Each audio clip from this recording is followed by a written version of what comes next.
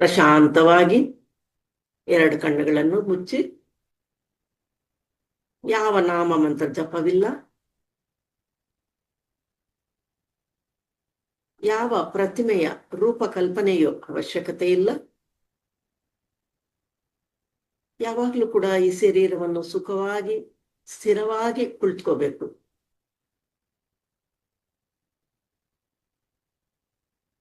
ಯಾಕೆಂದ್ರೆ ಶರೀರದಲ್ಲಿ ಎಲ್ಲಾದ್ರೂ ನೋವಾಗ್ತಾ ಇರುವಾಗ ಧ್ಯಾನ ಮಾಡೋದಕ್ಕೆ ಆಗೋದಿಲ್ಲ ಅಂತ ಹೇಳ್ತೀವಿ. ಅದಕ್ಕೆ ಸುಖವಾಗಿ ಸ್ಥಿರವಾಗಿ ಕುಂತ್ಕೋಬೇಕು.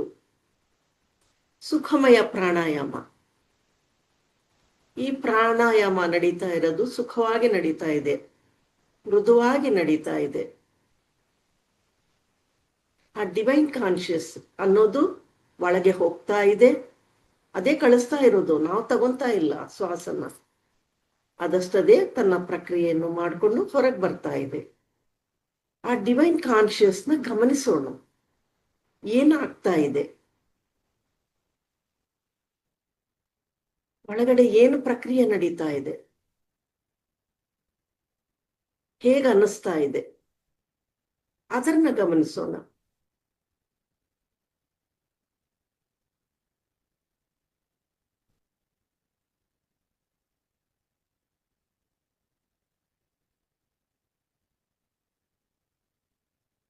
ಒಳಗೆ ಹೋಗ್ತಾ ಇರೋ ಶ್ವಾಸ, ಹೊರಗೆ ಬರ್ತಾ ಇರೋ ಶ್ವಾಸ ಜೊತೆಗೆ ಅನುಸಂಧಾನವಾಗೋಣ.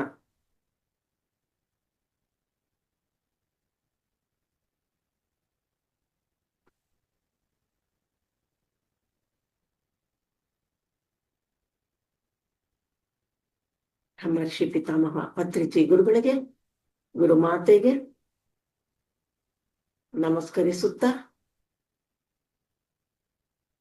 ತಮಗೆ ಜನ್ಮ ನೀಡಿದ ತಂದೆ ತಾಯಿಯವರು ಕೂಡ ನಮಸ್ಕರಿಸುತ್ತಾ, ಈ ಜ್ಞಾನವನ್ನು ಹಂಚಿಕೊಟ್ಟ ಎಲ್ಲ ಮಾಸ್ಟರ್ಸ್ಗೂ ಕೂಡ ಹೃತ್ಪೂರ್ವಕವಾಗಿ ನಮಸ್ಕರಿಸುತ್ತಾ, ಅವರ ಚೈತನ್ಯವನ್ನು ಈ ಸಮೂಹಕ್ಕೆ ಆಹ್ವಾನಿಸೋಣ.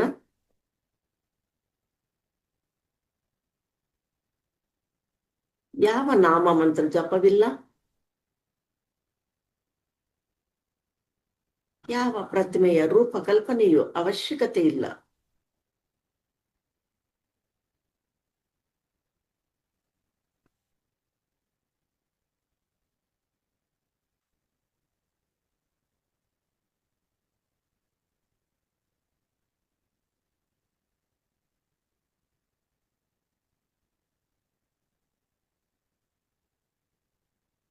ಯಾವ ಆಲೋಚನೆಗಳು ಹಿಂಬಾಲಿಸಬಾರದು.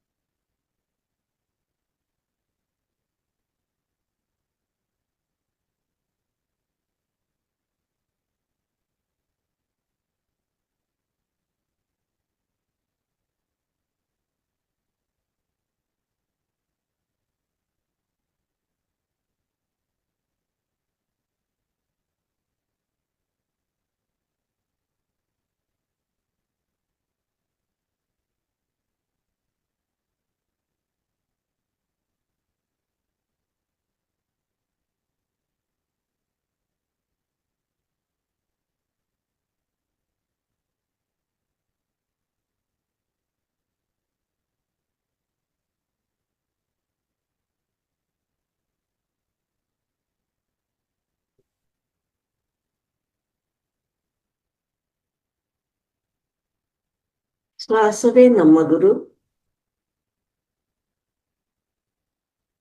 ಶ್ವಾಸವೇ ನಮ್ಮ ದೇವರು. ಶ್ವಾಸ ನಡೀತಾ ಇರುವಾಗ ಶಿವ ಅಂತಾರೆ, ಶ್ವಾಸ ಇಲ್ಲ ಅಂದಾಗ ಶವ ಅಂತಾರೆ.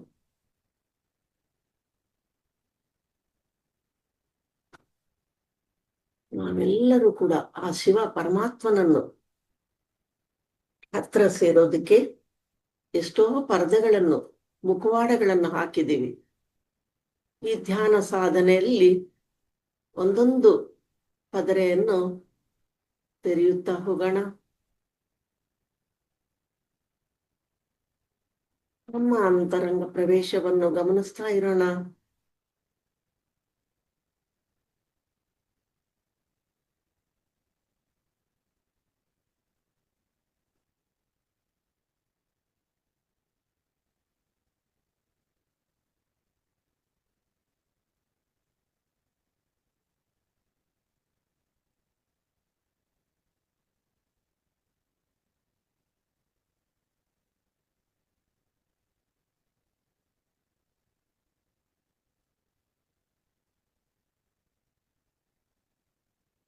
ಆಗ ಮನೋಚಕ್ಷುಗಳನ್ನು ತೆರೆಯುತ್ತೆ.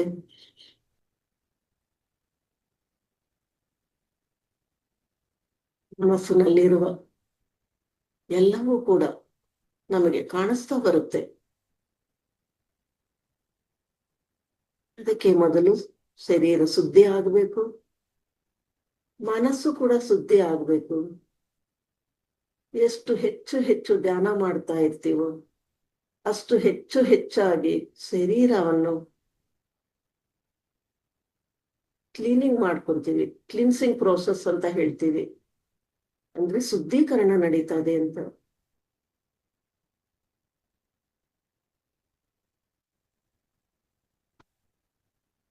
ಯಾವಾಗ ಆಲೋಚನೆಗಳನ್ನು ನಿಲ್ಲಿಸ್ತೀವೋ, ಶೂನ್ಯ ಸ್ಥಿತಿಯಲ್ಲಿ ಬರ್ತೀವೋ, ವಿಶ್ವದಲ್ಲಿರುವ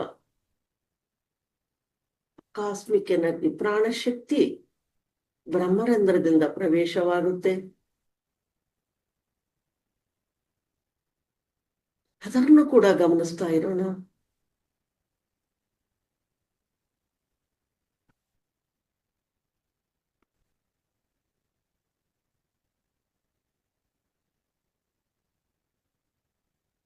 ಆಲೋಚನೆಗಳ ಹಿಂಬಾಲಿಸಬಾರದು.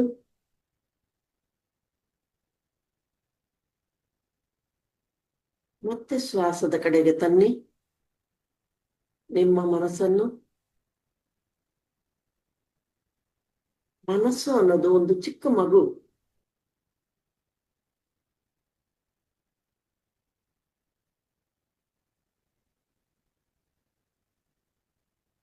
ಆ ಮಗು ಆಟ ಆಡ್ತಾ ಇದೆ. ಅದನ್ನ ಸ್ವಲ್ಪ ಸಮಯ ನಾನು ಧ್ಯಾನ ಮಾಡ್ತಾ ಇದ್ದೀನಿ, ಸ್ವಲ್ಪ ಸೈಲೆನ್ಸ್ ಆಗಿ ಇರು ಅಂತ ಹೇಳಿದಾಗ ಅದು ಕೂಡ ನಮ್ಮ ಮಾತು ಕೇಳುತ್ತೆ. ಒಂದಾನೊಂದು ಸಮಯದಲ್ಲಿ ಆ ಶೂನ್ಯ ಸ್ಥಿತಿಗೆ ಬರ್ತೀವಿ.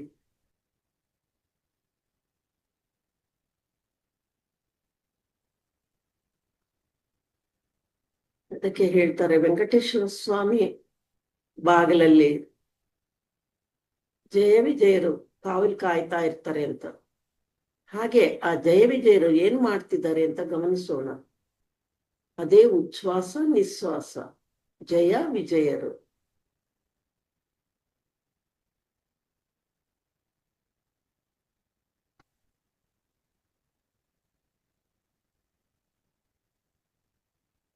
ಆ ವಾಯುವನ್ನು ಗಮನಿಸ್ತಾ ಇರುವಾಗ ವಾಯು ಪುತ್ರರಾಗ್ತೀವಿ.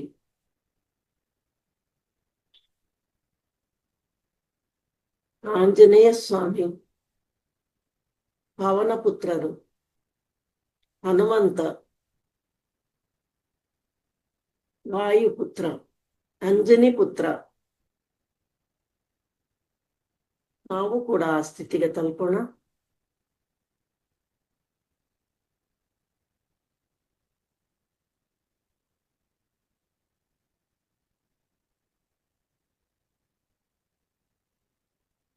ಆತ್ಮಸ್ಥಿತಿಗೆ ತಲುಪೋಣ. ಆತ್ಮರಾಗಮರಾಗೋಣ.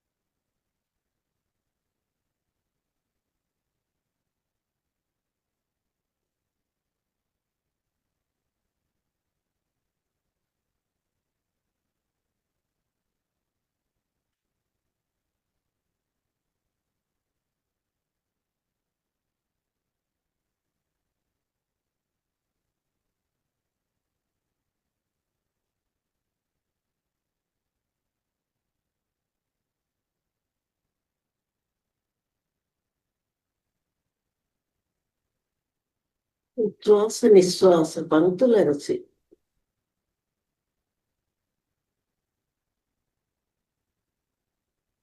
తమోత్తములమమ్ము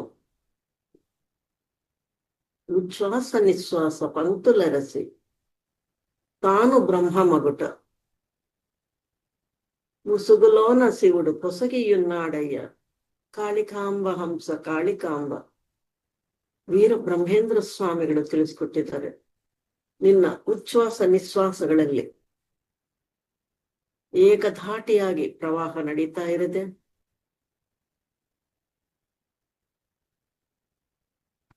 ನಾವು ಬುರುಕೈ ಹಾಕೊಂಡಿದ್ದೀವಿ, ಪರದೆ ಹಾಕಿದ್ದೀವಿ. ಆ ಪರದೆಯನ್ನು ಸರಿಸಿದಾಗ ಆ ಶಿವ ಪರಮಾತ್ಮ ಕಾಣಿಸ್ತಾರೆ.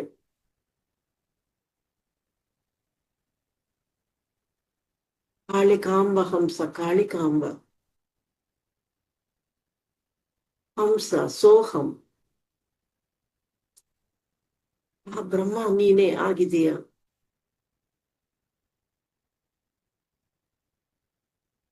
ಆ ಬ್ರಹ್ಮ ತತ್ವವನ್ನು ನೀನು ನೋಡು, ಅದನ್ನ ಪಡ್ಕೋ.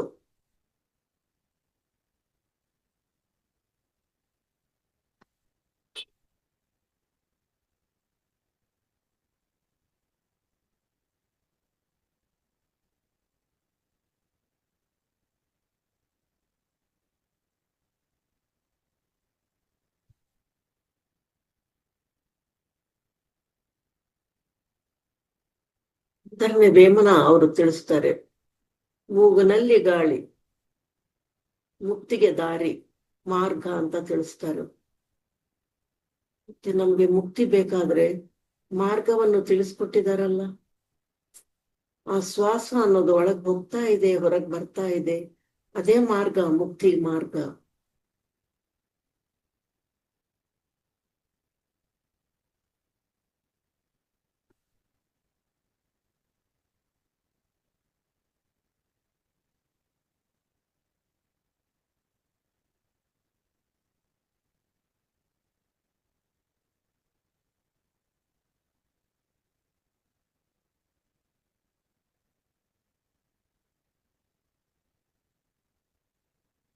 ಅದ್ಭುತವಾದಂತಹ ಶ್ವಾಸ ಪ್ರಕ್ರಿಯೆ ನಡೀತಾ ಇದೆ.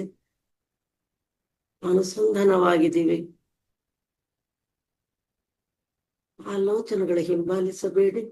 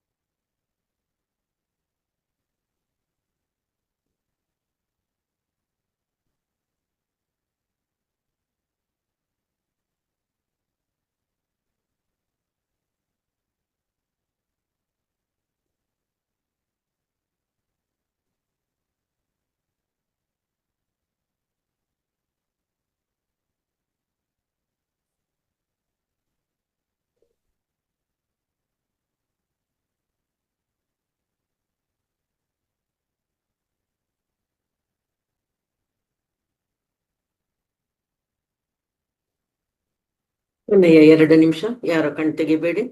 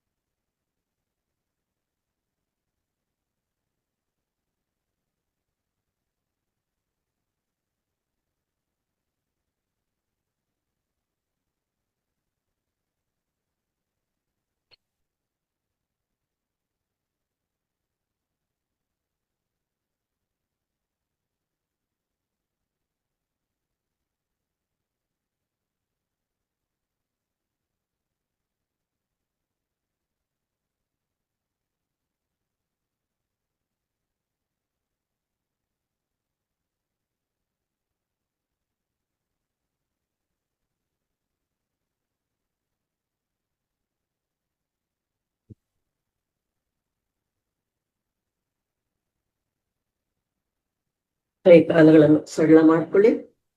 ಸಹಜ ಸ್ಥಿತಿಗೆ ಬರೋಣ.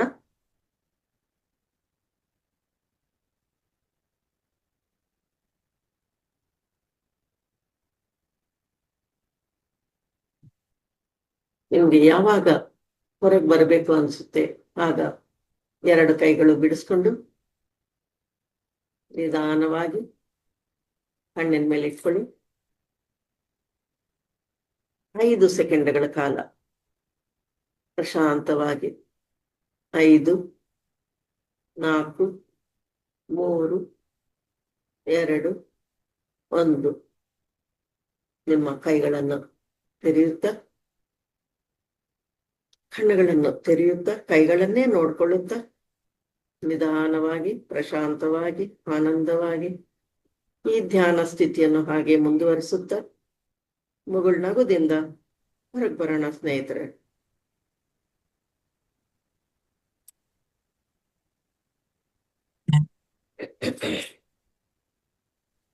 ಎಸ್ ಮಾಸ್ಟರ್ಸ್, ಇಲ್ಲಿ ತನಕ ನಮ್ಗೆ ಅದ್ಭುತವಾದಂತಹ ಧ್ಯಾನವನ್ನ ಮಾಡಿಸಿದ್ದಾರೆ.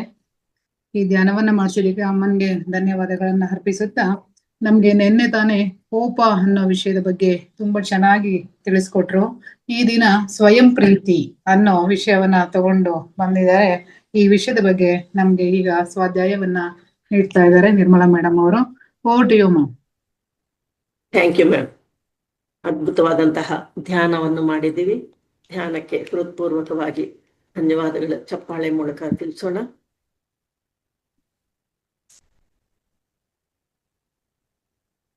ಈಗ ಥಿಚ್ ನಾಟ್ ಮಾಂಕ್ ಅವರು ಜ್ಞಾನ ಅನ್ನೋದು ಏನಿದೆಯೋ ಅದನ್ನ ಅರಿವಿನಿಂದ, ಪ್ರೀತಿಯಿಂದ ಹೇಗಿರ್ಬೇಕು, ಪ್ರೀತಿ ಅನ್ನೋದು ಅವ್ರಿಗೆ ಕೊಟ್ಟಿರೋ ಜ್ಞಾನ.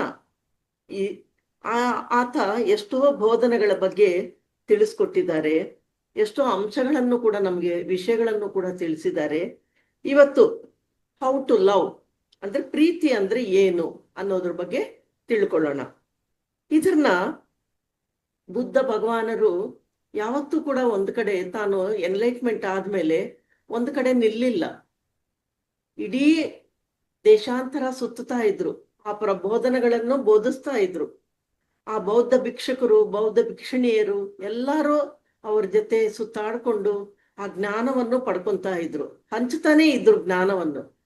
ಆ ಹಂಚಿದಾಗ ಒಂದ್ಸಲಿ ಹೇಳ್ತಾರೆ, ಎಲ್ಲರೂ ಕೂಡ ಬುದ್ಧರಾಗ್ತಾರೆ, ನಾನೊಬ್ಬನೇ ಅಲ್ಲ ಬುದ್ಧ, ನಾನು ಸಿದ್ಧಾರ್ಥನಿಂದ ಬುದ್ಧನಾಗಿದ್ದೀನಿ. ಅದೇ ರೀತಿ ಎಷ್ಟೋ ಜನ ಮುಂಬರುವ ದಿನಗಳಲ್ಲಿ ಬರ್ತಾರೆ ಅಂತ ಹೇಳಿದಾಗ ಅದಕ್ಕೆ ನಮ್ಗೆ ನಾವೆಲ್ಲ ಮರ್ತಿದ್ದೀವಿ ಅಂತ ಬುದ್ಧ ಭಗವಾನರಾಗಿ, ಆ ಮೈತ್ರೇಯ ಬುದ್ಧನಾಗಿ ಪತ್ರಿ ಸರ್ ನಮಗ್ ಬಂದು ಎಷ್ಟೋ ಜ್ಞಾನವನ್ನು ನಮಗೆ ನೀಡಿದ್ದಾರೆ. ಅದೇ ರೀತಿ ಈ ಮಾಸ್ಟರ್ ಕೂಡ, ಥಿಚ್ ನಾಟ್ ಹಂಗ್ ಮಾಸ್ಟರ್ ಕೂಡ ಎಷ್ಟೋ ಜ್ಞಾನವನ್ನು, ಆ ಪ್ರಬೋಧಗಳನ್ನು ರಚನೆ ಮಾಡಿದ್ದಾರೆ. ಅವರ ತಿಳಿದಿರೋ ಶೈಲಿಯಲ್ಲಿ, ಸುಲಭವಾದ ರೀತಿಯಲ್ಲಿ, ಜನಗಳಿಗೆ ಅರ್ಥ ಆಗೋ ರೀತಿಯಲ್ಲಿ ತಿಳಿಸ್ಕೊಟ್ಟಿದ್ದಾರೆ. ಅದರಲ್ಲಿ ಪ್ರೀತಿ ಅಂದ್ರೆ ಏನು, ಅದನ್ನ ಹೇಗೆ ಪ್ರೀತಿಸಬೇಕು ಅನ್ನೋ ವಿಷಯದ ಮೇಲೆ ತಿಳ್ಕೊಳ್ಳೋಣ ಇವತ್ತು. ಅಂದ್ರೆ ಸಾಮಾನ್ಯವಾಗಿ ನಾವು ಪ್ರೀತಿ ಅಂದ ತಕ್ಷಣ ಚಿಕ್ಕ ವಯಸ್ಸಿಂದ ಆ ಮಾತುಗಳನ್ನ ಕೇಳ್ತಾ ಇದ್ದೀವಿ. ಹೊಸದಾಗಿ ಏನೋ ತಿಳ್ಕೊಂತಾ ಇದೀವಿ ಇವಾಗ. ಅಂದ್ರೆ ಪ್ರೀತಿ ಅಂದ್ರೆ ಏನೋ ಅವ್ರಿಗೆ ಏನೇನು ಬೇಕೋ ನಮ್ಮ ಎದುರುಗಿರೋರ್ಗೆ ಕೊಟ್ರೆ ಅದು ಪ್ರೀತಿ ಅನ್ಕೊಂತೀವಿ. ಕೆಲವ್ರಿಗೆ ಅವ್ರಿಗೆ ಏನು ಬೇಕೋ ಎಲ್ಲ ಮಾಡಿಕೊಟ್ರೆ ಪ್ರೀತಿ ಅನ್ಕೊಂತೀವಿ. ಕೆಲವರಿಗೆ ಅವ್ರಿಗೆ ಇಷ್ಟ ಬಂದ ರೀತಿಯಲ್ಲಿ ಇದ್ರೆ ಪ್ರೀತಿ ಅನ್ಕೊಂತೀವಿ. ಆ ರೀತಿ ಇದ್ರೆ ಅವರು ನನ್ನನ್ನ ಪ್ರೀತಿಸ್ತಾರೆ ಅಂತ ಕೂಡ ನಾವು ಅನ್ಕೊಂತೀವಿ. ಇನ್ನು ಕೆಲವ್ರು ಏನ್ ಅನ್ಕೊಂತಾರೆ, ಇದೆಲ್ಲವೂ ಕೂಡ ನಿಸ್ವಾರ್ಥವಾಗಿ ಅವ್ರು ಕೇಳಿದ್ದೆಲ್ಲ ಕೊಟ್ಟಾಗ ಅದು ಪ್ರೀತಿ ಆಗುತ್ತೆ ಅಂತ ಹೇಳ್ತಾರೆ. ಇದೇ ರೀತಿ ಒಬ್ಬೊಬ್ಬರು ಒಂದೊಂದು ರೀತಿಯಲ್ಲಿ ಅಭಿಪ್ರಾಯಗಳನ್ನು ವ್ಯಕ್ತಪಡಿಸ್ತಾ ಇರ್ತಾರೆ. ಅಂದ್ರೆ ಆ ಪ್ರೀತಿಗೆ ಅರ್ಥ ಏನು ಅನ್ನೋದು ಸರಿಯಾದ ರೀತಿಯಲ್ಲಿ ತಿಳ್ಕೊಳ್ಳೋಣ. ಯಾಕೆಂದ್ರೆ ಇಲ್ಲಿವರೆಗೂ ಪ್ರೀತಿ ಅಂದ್ರೆ ಬಾಹ್ಯದಲ್ಲಿ ಇರೋದನ್ನ ನಾವು ಬಾಹ್ಯ ಪ್ರಪಂಚದಲ್ಲಿ ಇರೋದು ಮಾತುಗಳಲ್ಲಿ ಈ ರೀತಿ ಹೇಳ್ಕೊಂತಾ ಇರ್ತಾರೆ. ಇನ್ನು ಕೆಲವ್ರು ಏನ್ ಮಾಡ್ತಾರೆ ಅಂದ್ರೆ ಮಕ್ಕಳಿಗೆ ಅವ್ರಿಗೆ ಇಷ್ಟ ಇರ್ಲಿ ಇಲ್ದೇ ಇದ್ರು ಕೂಡ ಊಟ ಚಂದಾಗಿ ಕೊಡ್ತಾ ಇರ್ತಾರೆ, ತಿಂಡಿಗಳೆಲ್ಲ ಕೊಡ್ತಾ ಇರ್ತಾರೆ, ಅವ್ರು ಕೇಳಿದ್ದೆಲ್ಲ ಕೊಡಿಸ್ತಾ ಇರ್ತಾರೆ. ಆವಾಗ ಅವರು ಪ್ರೀತಿ ಅನ್ಕೊಂತಾರೆ. ನಾನು ಎಷ್ಟು ಪ್ರೀತಿಯಿಂದ ಮಕ್ಕಳನ್ನ ನೋಡ್ತಾ ಇದ್ದೀನಿ ಅನ್ಕೊಂತಾರೆ. ಆ ಮಕ್ಕಳಿಗೆ ಅದು ಅವಶ್ಯಕತೆ ಇರೋದಿಲ್ಲ. ಆದ್ರೂ ಇವ್ರೇನ್ ಅನ್ಕೊಂತಾರೆ, ನನ್ನನ್ನ ಚೆನ್ನಾಗಿ ನೋಡ್ಕೊಂತಾ ಇದ್ದಾರೆ ಅಂತ ಇವ್ರ ಅಭಿಪ್ರಾಯ ಇರುತ್ತೆ. ಹೀಗ್ ಮಾಡಿದ್ರೆ ಈಗ ಅವ್ರಿಗೆ ಬೇಕಿದ್ದು ಕೊಟ್ರೆ ಚೆನ್ನಾಗಿರುತ್ತೆ, ಪ್ರೀತಿ ಕೊಡ್ತಾ ಇದ್ದೀವಿ ಅಂತ ಅನ್ಕೊಂತಾರೆ ಅಂತ ಆ ರೀತಿ ಇರ್ತಾರೆ. ಅದು ಎಲ್ಲವೂ ಕೂಡ ಬಾಹ್ಯದಲ್ಲಿ, ಅದು ಅಜ್ಞಾನ ಅಂತಾನೆ ತಿಳ್ಕೊಬಹುದು. ಅದನ್ನ ಯಾಕೆಂದ್ರೆ ನಾವು ಬೆಳೆದಿರೋ ವಾತಾವರಣ, ನಮ್ಮ ಎದುರುಗಿರೋ ಸಂಘಟನೆಗಳು ಅಥವಾ ನಮ್ಮ ಜೀವನದಲ್ಲಿ ಏನೇನು ನಡೆದಿದೆಯೋ ಬೆಳೀತಾ ಇರೋವಾಗ ಅದನ್ನ ಪ್ರೀತಿ ಅಂತ ಅನ್ಕೊಂಡು ಅದರಲ್ಲೇ ಇರ್ತೀವಿ. ಆದ್ರೆ ನಿಜವಾದ ಪ್ರೀತಿ ಅಂದ್ರೆ ಅದು ಯಾವ ರೀತಿ ಇರುತ್ತೆ, ಈ ವಿಜ್ಞಾನದ ಮೂಲಕ ನಾವು ತಿಳ್ಕೊಳ್ಳೋಣ. ಇದು ತಿಳ್ಕೋಬೇಕು ಅಂದ್ರೆ ಆಧ್ಯಾತ್ಮಿಕ ಜೀವನಕ್ಕೆ ಬಂದ ಮೇಲೇನೆ ಪ್ರೀತಿ ಅನ್ನೋದರ ಸರಿಯಾದ ಅರ್ಥ ಅನ್ನೋದು ತಿಳುವಳಿಕೆಗೆ ಬರುತ್ತೆ. ಆ ಜ್ಞಾನವನ್ನು ಪಡ್ಕೊಂಡಾಗ ಪ್ರೀತಿ ಅಂದ್ರೆ ಏನು ಅಂತ. ಅಂದ್ರೆ ಯಾವಾಗ್ಲೂ ಕೂಡ ಎದುರುಗೆ ಇರೋರಿಗೆ ಪ್ರೀತಿಯನ್ನು ಕೊಡ್ಬೇಕು ಅಂತಾರೆ. ಬೇರೆ ಅವರಿಗೆ ಕೊಡ್ತಾ ಇದೀವಿ ಅಂದ್ರೆ ಆ ಪ್ರೀತಿ ನಮ್ಮಲ್ಲಿ ಇದೆ ಅಂತ ಅರ್ಥ. ನಮ್ಮಲ್ಲಿ ಇಲ್ಲ ಅಂದ್ರೆ ಆ ಪ್ರೀತಿಯನ್ನು ಕೊಡೋದಕ್ಕೆ ಸಾಧ್ಯತೆ ಇಲ್ಲ. ಅದಕ್ಕೆ ಪ್ರೀತಿ ಅನ್ನೋದು ನಮ್ಮಿಂದ ಪ್ರಾರಂಭ ಆಗ್ಬೇಕು. ಅಂದ್ರೆ ಎಲ್ಲಿದೆ ಆ ಪ್ರೀತಿ? ನಮ್ಮ ಅಂತರದಲ್ಲಿದೆ ಆ ಪ್ರೀತಿ ಅನ್ನೋದು. ಅದಕ್ಕೆ ನಾವು ಆ ಪ್ರೀತಿಗೆ ಆ ಮೂಲ ಅನ್ನೋದು ನಾವು ಕೊಡ್ಬೇಕು. ಯಾವಾಗ ಆ ಪ್ರೀತಿಯನ್ನು, ಆ ಮೂಲವನ್ನು ತಿಳ್ಕೊಂತೀವೋ ಆ ಪ್ರೀತಿ ಅನ್ನೋದು ಸಂಪೂರ್ಣವಾಗಿ ಬೇರೆ ಅವರಿಗೆ ಕೂಡ ಕೊಡೋದಕ್ಕೆ ಸಾಧ್ಯತೆ ಇದೆ. ಇದು ಎಲ್ಲಿವರೆಗೂ ಆ ಸ್ವಯಂ ಪ್ರೀತಿ ಅನ್ನೋದು ಅನುಭೂತಿ ಹೊಂದುತ್ತೀವೋ, ಆ ಅನುಭೂತಿ ಹೊಂದಿರೋ ಆ ಸ್ವಯಂ ಪ್ರೀತಿನ ನಾವು ಯಾವ ರೀತಿ ಸ್ವೀಕಾರವನ್ನು ಮಾಡ್ತಾ ಇದೀವ ಇಲ್ವಾ, ಪ್ರತಿಯೊಬ್ಬ ವ್ಯಕ್ತಿ ಕೂಡ ಅದನ್ನ ನಮ್ಮನ್ನ ಕಡಿಮೆ ಮಾಡ್ಕೊಂತಾರೇನೋ ಪ್ರೀತಿ ಕೊಟ್ಟಿಲ್ಲ ಅಂತ ನಾವೇ ಒಂದು ಬಾರ್ಡರ್ಗಳನ್ನ ಹಾಕೊಂಡು ಕೂತಿರ್ತೀವಿ. ಅಂದ್ರೆ ಆ ಪ್ರೀತಿ ಅನ್ನೋದಕ್ಕೆ ಅನ್ಲಿಮಿಟೆಡ್ ಆಗಿ ಇರುತ್ತೆ. ನಮ್ಮಲ್ಲಿ ಕೊಡೋದಕ್ಕೆ ನಾವು ತಯಾರಾಗಿರ್ಬೇಕು, ತಗೊಳ್ಳೋದಕ್ಕೂ ಅವರು ತಯಾರಾಗಿರ್ಬೇಕು. ಆ ರೀತಿ ಇರ್ಬೇಕು. ಅದನ್ನ ಪ್ರತಿ ನಮ್ಮ ಎದುರುಗಿರೋ ವ್ಯಕ್ತಿಗೋಸ್ಕರ ನಾವು ಯಾವತ್ತೂ ಕೂಡ ಕಡಿಮೆ ಮಾಡ್ಕೋಬಾರ್ದು. ನಮ್ಮ ಸರಿಹದ್ದುಗಳನ್ನು ಚೆನ್ನಾಗಿ ಇಟ್ಕೊಂಡಿದೀವ ಇಲ್ವಾ, ನಾವು ಯಾವ ರೀತಿ ಇದ್ದೀವಿ, ಏನು ಮಾಡ್ತಾ ಇದ್ದೀವಿ ಅನ್ನೋ ಪ್ರಶ್ನೆ ನಮಗೆ ಬರುತ್ತೆ.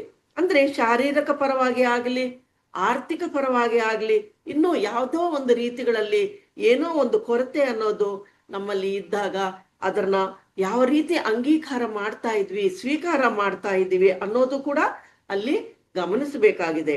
ಅದಕ್ಕೆ ನಮಗೆ ಏನು ಅವಶ್ಯಕತೆ ಇದೆಯೋ ಅದು ನಮ್ಮ ಜೀವನದಲ್ಲಿ ಸಂಪೂರ್ಣವಾಗಿ ನಾವು ಕೊಟ್ಕೊಂತಾ ಇದೀವ ಇಲ್ವಾ ಅನ್ನೋದು ಕೂಡ ಇಲ್ಲಿ ಗಮನಿಸ್ಬೇಕು. ಇದೆಲ್ಲವೂ ಕೂಡ ನಮ್ಮ ಸ್ವಯಂ ಪ್ರೀತಿಯಲ್ಲಿ ಭಾಗಗಳೇ, ಒಂದಾನೊಂದು ಭಾಗ. ನಮ್ಗೊಂದು ಸ್ವಲ್ಪ ಕೋಪ ಜಾಸ್ತಿ ಇದೆ, ಅವಾಗ ಏನ್ ಮಾಡ್ತೀವಿ, ಕೋಪ ಇರುವಾಗ ಆ ಕೋಪವನ್ನು ಎಲ್ಲಿವರೆಗೂ ಇದ್ದ ಹಾಗೆ ಅರಿವಿನಿಂದ ಗಮನಿಸ್ತಾ ಇದ್ದೀವಿ. ಅದೇ ರೀತಿ ಪಕ್ಕದವ್ರ ಮೇಲೆ ಅದನ್ನ ಹಾಕ್ತಾ ಇದೀವ, ಅದು ಅವಶ್ಯಕತೆ ಇಲ್ಲ. ಯಾಕೆಂದ್ರೆ ಅರಿವಿನಿಂದ ಇದ್ದಾಗ ಆ ಕೆಲಸ ನಾವು ಮಾಡೋದಿಲ್ಲ. ಆ ಕೋಪ ಅನ್ನೋದು ಕೂಡ ಒಂದು ಭಾಗ. ಅದನ್ನ ಸ್ವೀಕಾರ ಮಾಡಿದಾಗ ನಮ್ಮನ್ನು ನಾವು ಆ ಪ್ರೀತಿಯಿಂದ ನೋಡ್ಕೊಂಡ ಹಾಗೆ. ಆ ಕೋಪವನ್ನು ನಿನ್ನೆ ಮಾತಾಡ್ಕೊಂಡ್ವಲ್ಲ, ಯಾವ ರೀತಿ ಸ್ವೀಕಾರ ಮಾಡ್ತೀವಿ ಅಂತ. ಆ ಸ್ವೀಕಾರ, ಎಸ್ ನನ್ನಲ್ಲಿ ಇದೆ ಆ ಕೋಪ ಅಂದಾಗ, ಸ್ವೀಕಾರ ಮಾಡಿದಾಗ ಅದನ್ನ ಪ್ರೀತಿ ಅಂತ ಹೇಳ್ತೀವಿ. ಅಥವಾ ಒಬ್ಬರಿಗೆ ಕೊಡ್ಬೇಕಾ ಕೊಡಬಾರ್ದ, ಒಳ್ಳೆ ಕೆಲಸಗಳು ಮಾಡ್ತಾ ಇದೀವ, ಏನಾದ್ರೂ ಒಂದು ಕೊಡ್ಬೇಕು ಅನ್ನೋದು ಮರ್ತೋಗಿರ್ತೀವಿ, ಅದನ್ನು ಕೂಡ ಗಮನಿಸ್ಬೇಕು. ಅದನ್ನ ಒಂದ್ಸತಿ ಅನ್ಕೊಂತೀವಿ, ಅರೆ ಅವ್ರು ಬಂದು ಹೋದ್ರಪ್ಪ ಕೊಡೋದೇ ಮರ್ತು ಬಿಟ್ಟೆ ಅನ್ಕೊಂತೀವಿ. ಆಮೇಲೆ ಏನ್ ಅನ್ಕೊಂತೀವಿ, ಅಪರಾಧ ಭಾವನೆಯಿಂದ ಆ ಬಾಧೆಯಲ್ಲಿ ನಾವು ಆ ಅಭಿಪ್ರಾಯವನ್ನು ವ್ಯಕ್ತಪಡಿಸ್ತಾ ಇರ್ತೀವಿ. ಹಾಗೇನಾಗುತ್ತೆ, ನಮ್ಮನ್ನು ನಾವು ಪ್ರೀತಿಸ್ಕೊಂಡನಿಗೆ ಆಗೋದಿಲ್ಲ. ಅದಕ್ಕೆ ಆ ವ್ಯಕ್ತಿ ಬಂದಾಗ ನಾನು ಮರ್ತೋಗಿದ್ದೀನಿ ಕೊಟ್ಟಿಲ್ಲ, ಇನ್ನೊಂದ್ಸತಿ ಬಂದಾಗ ಕೊಡೋಣ, ಎಲ್ಲ ಯಾವ ರೀತಿಯಲ್ಲಾದ್ರೂ ಅವ್ರಿಗೆ ತಲುಪಿಸೋಣ ಅನ್ನೋ ಭಾವನೆ ಇದ್ದಾಗ ಆ ಅಪರಾಧ ಭಾವನೆಯಿಂದ ನಾವು ಹೊರಗೆ ಬರ್ತೀವಿ. ಅದಕ್ಕೆ ಏನೇ ಆದ್ರೂ ಸರಿ, ಏನಿದ್ರು ಕೂಡ ನಮ್ಮ ಒಳಗಡೆ ಎಷ್ಟೋ ಕೊರತೆ ಇರ್ಬೋದು, ಅದ್ಭುತಗಳು ಕೂಡ ಇರ್ಬೋದು. ಯಾಕೆಂದ್ರೆ ಎಷ್ಟೋ ಅದರ ಬಗ್ಗೆ ಕೂಡ ನಾವು ತಿಳ್ಕೊಂಡಿರ್ತೀವಿ. ಅದ್ಭುತಗಳನ್ನು ಕೂಡ ಇದ್ದ ಹಾಗೆ ಯಾವಾಗ ನಾವು ಅನುಭೂತಿಯನ್ನು ಹೊಂದಿ ನೋಡ್ತೀವೋ ಅದನ್ನೇ ಸ್ವೀಯ ಪ್ರೀತಿ ಅಂತ ಹೇಳ್ತೀವಿ. ಸ್ವಯಂ ಪ್ರೀತಿ, ತೆಲುಗು ಸ್ವೀಯ ಪ್ರೀತಿ ಅಂದ್ರೆ, ಒಂದ್ಸತಿ ನಮ್ಮ ಜೀವನದಲ್ಲಿ ನಾವು ಆ ಸ್ವಯಂ ಪ್ರೀತಿಯನ್ನು ಅನುಭೂತಿ ಹೊಂದಿದೀವ, ಒಂದ್ಸತಿ ಒಂದು ಕ್ಷಣ ನಿಂತು ಗಮನಿಸಬೇಕು, ಆಲೋಚನೆ ಮಾಡಬೇಕು. ಯಾವ ರೀತಿ ನಮ್ಮ ಸ್ವಯಂ ಪ್ರೀತಿಯನ್ನು ನಾನು ಅನುಭೂತಿ ಹೊಂದುತ್ತಾ ಇದ್ದೀನಾ, ಅಥವಾ ಅದಕ್ಕೆ ಯಾರಾದ್ರೂ ಅಡ್ಡಿ ಮಾಡ್ತಾ ಇದ್ದಾರಾ, ಯಾವ ಸಂದರ್ಭದಲ್ಲಿ ಯಾವ ಸಂಘಟನೆಯನ್ನು ನಡೆದಿದೆ, ಯಾವ ರೀತಿ ನಾನು ಅನುಭೂತಿ ಹೊಂದುತ್ತಾ ಇದ್ದೀನಾ ಇಲ್ವಾ, ಅಲ್ಲ ಹೊಂದಿಲ್ಲ ಅಂದ್ರೆ ಅದಕ್ಕೆ ಕಾರಣ ಏನು, ಯಾವುದು ನನ್ನನ್ನ ಅಡ್ಡಿಪಡಿಸ್ತಾ ಇದೆ, ಯಾವುದು ನನ್ನನ್ನ ಅಡ್ಡಿಪಡಿಸ್ತಾ ಇದೆ ಅನ್ನೋದು ನಾವು ಇಲ್ಲಿ ಅರ್ಥ ಮಾಡ್ಕೋಬೇಕಾಗಿದೆ. ಅಂದ್ರೆ ಯಾವಾಗ ನಮ್ಮ ಬಗ್ಗೆ ನಾವು ಅದನ್ನ ತಿಳ್ಕೊಂತೀವೋ ಆಗ ನಮ್ಮಲ್ಲಿ ಯಾವ ಭಯ ಅನ್ನೋದು ಇರೋದಿಲ್ಲ.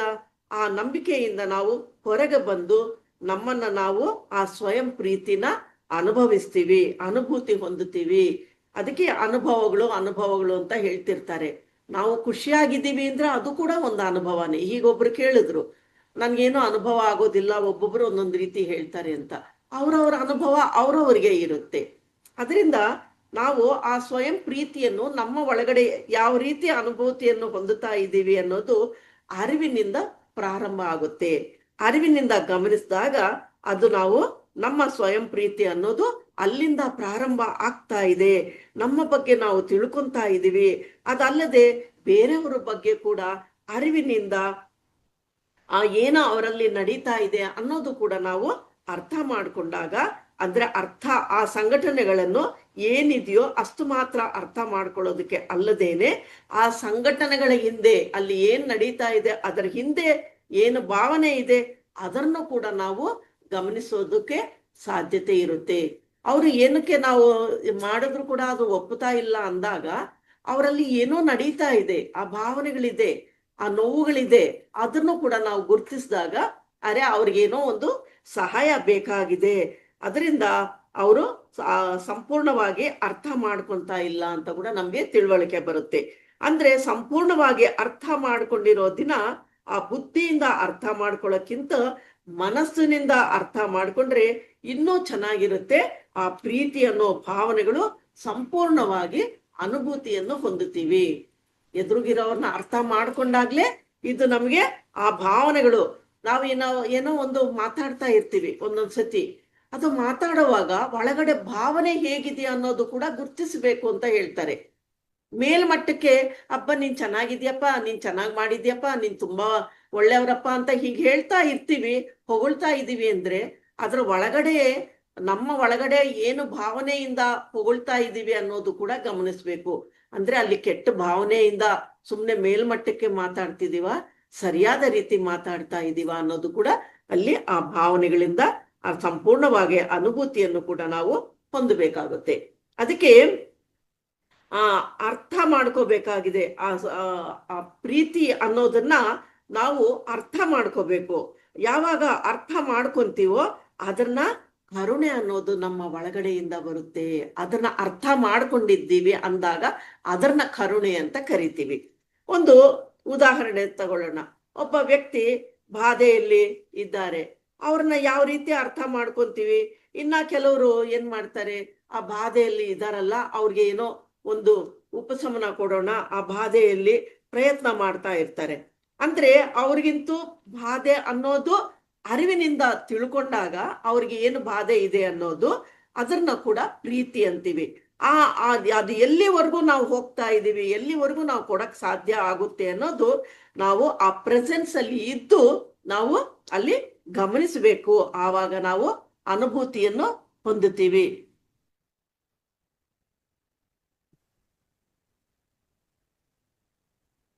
ನಾವು ಅದನ್ನ ಅರ್ಥ ಮಾಡ್ಕೋಬೇಕಾಗುತ್ತೆ. ಅದಕ್ಕೆ ಅರ್ಥ ಮಾಡ್ಕೊಳ್ಳೋದು ಅಂದ್ರೆ ನಾವು ಎಲ್ಲಿವರೆಗೂ ಬುದ್ಧಿನ ಉಪಯೋಗಿಸಿದೀವಿ ಅದಕ್ಕೆ ಸಂಬಂಧಪಟ್ಟಿದ್ದ ಏನು ಅನ್ನೋದು ಕೂಡ ನಾವು ಇಲ್ಲಿ ತಿಳ್ಕೊಂತೀವಿ ಅಷ್ಟೇ. ಆ ಪ್ರೆಸೆನ್ಸ್ ಅಲ್ಲಿ ಸಂಪೂರ್ಣವಾಗಿ ಅರಿವಿನಿಂದ ಅಲ್ಲಿ ಇದ್ದಾಗ ಅವರ ಭಾವನೆಗಳು ಕೂಡ ನಮ್ಗೆ ಅನುಭೂತಿಗೆ ಬರುತ್ತೆ. ಆಗ ಅವರು ನಿಜವಾದ ಪ್ರೀತಿಯನ್ನು ಪಡ್ಕೊಳ್ಳುತ್ತಾರೆ.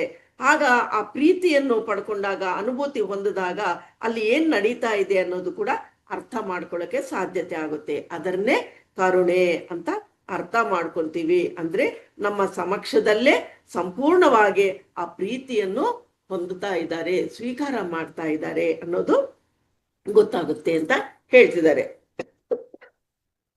ಇನ್ನು ಏನ್ ಹೇಳ್ತಾರೆ ಅಂದ್ರೆ, ಪ್ರೀತಿ ಅನ್ನೋದು ಒಂದು ನದಿ ಪ್ರವಾಹ. ಅಂದ್ರೆ ಲವ್ ಇಸ್ ಎ ರಿವರ್, ಅಂದ್ರೆ ನದಿ ಪ್ರವಾಹ. ಅದನ್ನ ಚೆನ್ನಾಗಿ ನದಿ ಪ್ರವಾಹ ನಡೀತಾ ಇರುವಾಗ ಅದರಷ್ಟಕ್ಕೆ ಅದಕ್ಕೆ ಪ್ರವಾಹವಾಗಿ ನಡ್ಕೊಂಡು ಹೋಗ್ತಾ ಇರ್ಬೇಕು. ಅದಕ್ಕೆ ಯಾರೋ ಅಡ್ಡಿ ಮಾಡಬಾರ್ದು. ಅದು ಸ್ವಲ್ಪ ಪ್ರೆಷರ್ ಜಾಸ್ತಿ ಇರುವಾಗ ಏನ್ ಅಡ್ಡಿ ಮಾಡಿದ್ರು ಕೂಡ ಮೇಲೆ ಕೆಳಗಿಂದ ತನ್ನ ದಾರಿಯಲ್ಲಿ ತಾನು ಹೋಗ್ತಾನೆ ಇರುತ್ತೆ. ಅದಕ್ಕೆ ನಾವು ಇವಾಗ ನೀರಿಗೋಸ್ಕರ ಏನ್ ಮಾಡ್ತೀವಿ, ಡ್ಯಾಮ್ಗಳು ಕಟ್ತೀವಿ. ಅದು ಒಳ್ಳೆ ಕೆಲಸನೇ, ಆ ಡ್ಯಾಮ್ ಕಟ್ಟೋದು. ಯಾಕೆಂದ್ರೆ ಆ ಊರಿನ ಜನಕ್ಕೆ, ವ್ಯವಸಾಯಕ್ಕೆ ಅನುಕೂಲವಾಗಿ ಆಗ್ಲಿ. ಏನೋ ಒಂದು ನೀರಿಲ್ದೆ ಇದ್ರೆ ಯಾವ ಕೆಲಸ ನಡೆಯಲ್ಲ. ಅದಕ್ಕೋಸ್ಕರ ಅದನ್ನ ನಾವು ಡ್ಯಾಮ್ ಕಟ್ಟಿದ್ದೀವಿ ಅನ್ಕೊಳ್ಳೋಣ. ಆದ್ರೆ ಒಂದಾನೊಂದು ಸಮಯದಲ್ಲಿ ಫ್ಲಡ್ಸ್ ಬಂದಾಗ ಏನಾಗುತ್ತೆ, ಆ ನೀರು ಇನ್ನೊಂದು ಕಡೆ ತಿರ್ಕೊಂತದೆ. ಅವಾಗ ಏನಾಗುತ್ತೆ, ಅದನ್ನು ಆ ನಿಜ ಸ್ಥಿತಿಯನ್ನು ನಾವು ಅಡ್ಡಿ ಮಾಡ್ದಂಗೆ ಆಗುತ್ತೆ. ಅದೇ ರೀತಿ ಪ್ರೀತಿಯನ್ನು ಕೂಡ ಅವ್ರನ್ನ ಕರೆಕ್ಟ್ ಮಾಡೋದು ಅಂತ ಅಲ್ಲ, ಯಾವ ರೀತಿ ಇರಬೇಕೋ ಆ ರೀತಿಯನ್ನು ಇದ್ದು ಕಂಟ್ರೋಲ್ ಮಾಡ್ಬೇಕಾ ಅನ್ನೋ ಪ್ರಯತ್ನವನ್ನು ಕೂಡ ಮಾಡ್ತಾ ಇರ್ತಾರೆ. ಆ ಪ್ರೀತಿಯಿಂದ ಕಂಟ್ರೋಲ್ ಕೂಡ ಮಾಡ್ತಿರ್ತಾರೆ. ಯಾವ ರೀತಿ ಇದ್ರು ಆ ರೀತಿ ಎಲ್ಲಿವರೆಗೂ ನಾವು ಸ್ವೀಕಾರ ಮಾಡ್ತಾ ಇದ್ದೀವಿ, ಅವರ ತಪ್ಪುಗಳನ್ನು ಕೂಡ ನಾವು ಅರಿವಿನಿಂದ ಗಮನಿಸ್ತಾ ಇರಬೇಕು. ಆ ಸ್ಥಿತಿಯಲ್ಲಿ ಇದ್ದಾಗ ಇದೀವಾ ಇಲ್ವಾ, ಅಥವಾ ಬೇಗನೆ ನಾವು ಮಾತಾಡ್ತಿದೀವ ಅನ್ನೋದು ಕೂಡ ಅರಿವಿನಿಂದ ಗಮನಿಸ್ತಾ ಇರ್ಬೇಕು. ಒಂದ್ ಸಮಯ ಆ ಪ್ರವಾಹವನ್ನು ನಿಲ್ಲಿಸಿದಾಗ ಅವ್ರಿಗೆ ಇದ್ದ ಹಾಗೆ ಸ್ವೀಕಾರ ಮಾಡ್ದಂಗ ಆಗುತ್ತಾ? ಇಲ್ವಲ್ಲ. ಆ ಪ್ರವಾಹವನ್ನು ಸಹಜವಾಗೇ ನಡೆಯೋದಕ್ಕೆ ಬಿಡಬೇಕು ಅಂತ ಹೇಳ್ತಿದ್ದಾರೆ. ಅಂದ್ರೆ ಆ ಪ್ರೀತಿಯನ್ನು ಕೂಡ ಸಹಜವಾಗೇ ಇರ್ಬೇಕೆ ಹೊರತು ಮೇಲ್ಮಟ್ಟಕ್ಕೆ ಇರಕೂಡ್ದು ಅಂತ ತಿಳಿಸ್ತಾ ಇದ್ದಾರೆ. ನಮ್ಮ ಜೀವನದಲ್ಲಿ ಏನ್ ನಡೀತಾ ಇದೆ ಅನ್ನೋದು ನಮ್ಮ ಬಗ್ಗೆ ಆಗ್ಲಿ ಬೇರೆಯವರ ಬಗ್ಗೆ ಆಗ್ಲಿ ಆ ಸ್ವಯಂ ಪ್ರೀತಿಯನ್ನು ಸಹಜವಾಗಿ ನಡೀತಾ ಇರುತ್ತೆ. ಅಡ್ಡಿ ಇಲ್ಲದೇನೆ ನಮ್ಮಲ್ಲಿ ಆ ಪ್ರೀತಿ ಅನ್ನೋದನ್ನ ನದಿ ಪ್ರವಾಹದಂತೆ ಸಾಕ್ತಾ ಇದೀವ, ಅಡ್ಡಿ ಮಾಡ್ತಾ ಇದೀವ, ಬ್ಲಾಕ್ ಮಾಡ್ಕೊಂತ ಇದೀವ, ಇವೆಲ್ಲವೂ ಕೂಡ ಗಮನಿಸಬೇಕು. ಯಾವಾಗ್ಲೂ ಕೂಡ ಬೇರೆಯವರ ತಪ್ಪುಗಳನ್ನೇ ಅಲ್ಲದೆ ನಮ್ಮಲ್ಲಿ ಕೂಡ ಇರುತ್ತೆ ಆ ತಪ್ಪುಗಳು. ಅದು ಎಲ್ಲಿವರೆಗೂ ಇದೆ ಅನ್ನೋದನ್ನ ಕರುಣೆಯಿಂದ ಗುರ್ತಿಸಿ ಇದ್ದ ಹಾಗೆ ಆ ಪ್ರೀತಿಯನ್ನು ಸ್ವೀಕಾರ ಮಾಡಬೇಕು. ಅದನ್ನ ಕೂಡ ನಾವು ತಿಳ್ಕೊಂತೀವಿ. ಇವೆಲ್ಲವೂ ಕೂಡ ಪ್ರೀತಿ ಅನ್ನೋ ರಿವರ್ ಅಲ್ಲಿ ತುಂಬಾ ಫ್ಲೋ ಆಗ್ತಾ ಇರುವಾಗ ಉಪಯೋಗಕ್ಕೆ ಬರುತ್ತೆ. ನೀರು ಹರಿತಾ ಇರುವಾಗ ಎಲ್ಲಾರ್ಗೂ ಉಪಯೋಗ ಆಗುತ್ತಲ್ಲ. ಒಂದೇ ಕಡೆ ನಿಲ್ಸಿದ್ರೆ ಆ ಪ್ರದೇಶದಲ್ಲಿರೋರ್ಗೆ ಆಗುತ್ತೆ, ಹರಿತಾ ಇದ್ರೆ ಮುಂದಕ್ಕೆ ಹೋಗ್ತಾ ಇದ್ರೆ ಬೇರೆ ಪ್ರದೇಶಕ್ಕೂ ಕೂಡ ನಡೀತಾ ಇರುತ್ತೆ. ಅದೇ ರೀತಿ ಹಾಗೆ ನಮ್ಮ ಪ್ರೀತಿ ಅನ್ನೋದಕ್ಕೆ 4 ಎಲಿಮೆಂಟ್ಸ್ ಆಫ್ ಟ್ರೂ ಲವ್ ಅಂತ ಹೇಳ್ತಾರೆ.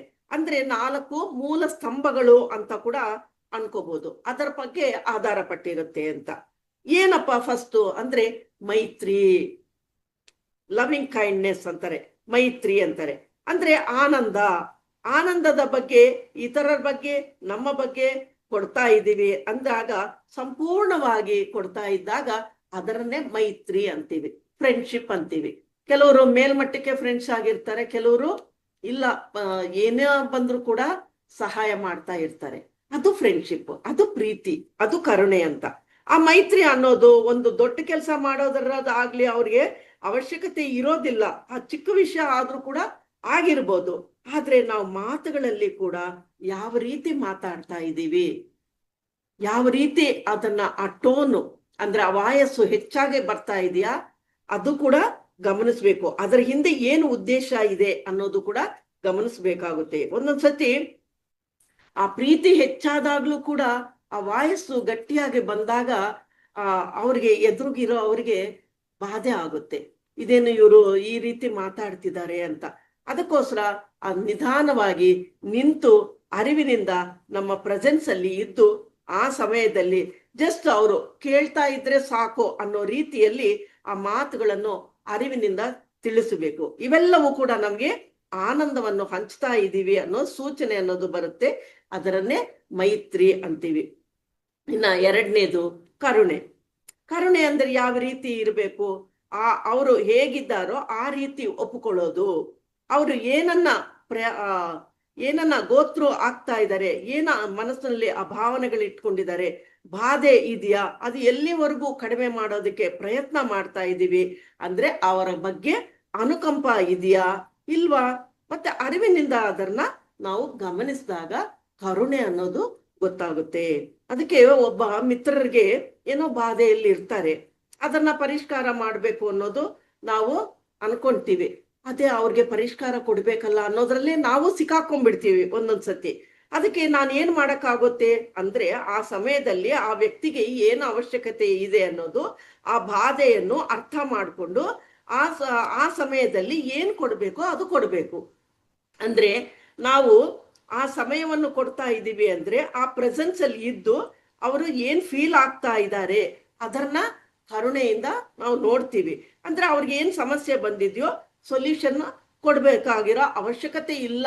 ಆದ್ರೆ ಅವ್ರ ಹತ್ರ ನಾವು ಕುಂತು ಪ್ರೆಸೆನ್ಸ್ ಅಲ್ಲಿ ಇದ್ದು ಅವರ ಮಾತುಗಳನ್ನು ಶ್ರದ್ಧೆಯಿಂದ ಕೇಳಬೇಕು. ಫಸ್ಟ್ ಆ ಅರಿವಿನಿಂದ ಇದ್ದಾಗ ನಾವು ಆ ಶ್ವಾಸವನ್ನು ಗಮನಿಸ್ತಾ ಅರಿವಿನಿಂದ ಅವ್ರು ಹೇಳೋದನ್ನ ಶ್ರದ್ಧೆಯಿಂದ ಕೇಳ್ತಾ ಇರೋವಾಗ ಆ ಸ್ವಲ್ಪ ಮಟ್ಟಕ್ಕೆ ಅವರಿಗೆ ಹೀಲಿಂಗ್ ಅನ್ನೋದು ಅವರಲ್ಲಿ ಕೂಡ ಕಡಿಮೆ ಆಗುತ್ತೆ, ಫೀಲ್ ಆಗ್ತಾರೆ ಅವರು ಕೂಡ ನನ್ನ ಮಾತು ಕೇಳ್ತಿದ್ದಾರೆ. ಹಾಗಂತ ಇಡೀ ದಿನ ಬಂದು ಅವರು ವಿಚಾರ ಇವ್ರ ವಿಚಾರ ಊರಿನ ವಿಚಾರ ಹೇಳ್ತಾ ಇದ್ರೆ ಕೇಳ್ಬೇಕಾಗಿರೋ ಅವಶ್ಯಕತೆ ನಮ್ಗಿಲ್ಲ. ಆದ್ರೆ ಯಾವ ವಿಷಯದಲ್ಲಿ ಯಾವ ಸಂದರ್ಭದಲ್ಲಿ ಹೇಗಿರ್ಬೇಕು ಅನ್ನೋದನ್ನ ಆಲೋಚಿಸಬೇಕು. ಅದನ್ನ ಆ ಕರುಣೆಯಿಂದ ಅಂದ್ರೆ ಕಷ್ಟದಲ್ಲಿ ತುಂಬಾ ಇದ್ದಾರೆ, ಆ ಕಷ್ಟದ ಸಮಯದಲ್ಲಿ ಸಹಾಯ ಮಾಡೋದು, ಆ ಕರುಣೆಯಿಂದ ನೋಡೋದು, ಅನುಕಂಪ ತೋರಿಸೋದು, ಪ್ರೀತಿ ಕೊಡೋದು ಅದು ನಮ್ಮ ಕರ್ತವ್ಯವಾಗಿರುತ್ತೆ. ಆಗ ಅವರು ಫೀಲಿಂಗ್ಸ್ ಆ ದುಃಖದಿಂದ ಹೊರಗೆ ಬರ್ತಾರೆ. ಅದಕ್ಕೋಸ್ಕರನೇ ಈ ಸತ್ಸಂಗ ಅಂತ ನಾವು ಮಾಡ್ತಾ ಇರೋವಾಗ ಏನಾಗುತ್ತೆ, ಈ ಮಾತುಗಳನ್ನ ಈ ಸಬ್ಜೆಕ್ಟ್ ಅನ್ನ ಕೇಳ್ತಾ ಇರೋವಾಗ ನಮ್ಮಲ್ಲಿ ಏನೋ ಒಂದು ದುಃಖ ಇರುತ್ತೆ, ಆ ದುಃಖದಿಂದ ಹೊರಗೆ ಬರ್ಬೇಕು ಅಂದಾಗ ಇದು ಕೇಳಿದಾಗ ಸ್ವಲ್ಪ ಉಪಶಮನ ಆಗುತ್ತಾ ಇಲ್ವಾ, ಒಳ್ಳೆ ಮಾತುಗಳನ್ನು ಕೇಳಿದಾಗ. ಅದಕ್ಕೆ ಕರುಣೆ ಅಂತ ಹೇಳ್ತಾರೆ. ಇನ್ನ ಮೂರನೇದು ಮುದಿತ. ಅಂದ್ರೆ ನಿಜವಾದ ಜಾಯ್ ಅಂದ್ರೆ ಆನಂದ.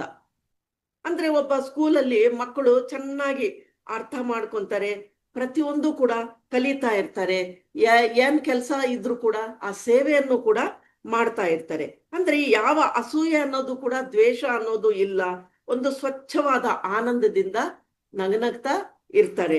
ಅದನ್ನ ಮುದಿತ ಅಂತ ಹೇಳ್ತಾರೆ. ಅಂದ್ರೆ ಇಲ್ಲಿ ಪ್ರೀತಿ ಅಂದ ತಕ್ಷಣ ನಾವೇನಂತೀವಿ, ಸಾಮಾನ್ಯವಾಗಿ ಇಬ್ರು ವಯಸ್ಸಿನಲ್ಲಿರೋವ್ರನ್ನ ಪ್ರೇಮಿಕರು ಪ್ರೀತಿ ಮಾಡ್ಕೊಂತಾ ಇದ್ದಾರೆ ಅನ್ನೋದು ಅದು ಪ್ರೀತಿ ಅಂತ ನಾವ್ ಅನ್ಕೊಂತೀವಿ. ಪ್ರತಿಯೊಬ್ಬರು ಕೂಡ ಆ ಬಂಧನದಲ್ಲೇ ಇದ್ದು ಬಿಡ್ತಾರೆ. ಆದ್ರೆ ಅದು ಒಂದೇ ಅಲ್ಲ, ತಂದೆ ತಾಯಿ ಪ್ರೀತಿ ಇರ್ಬೋದು, ಅಣ್ಣ ತಮ್ಮಂದಿರ ಪ್ರೀತಿ ಇರ್ಬೋದು, ಅಕ್ಕ ತಂಗಿರ ಪ್ರೀತಿ ಇರ್ಬೋದು, ಇನ್ನು ಸ್ನೇಹಿತರ ಪ್ರೀತಿ ಕೂಡ ಇರ್ಬೋದು.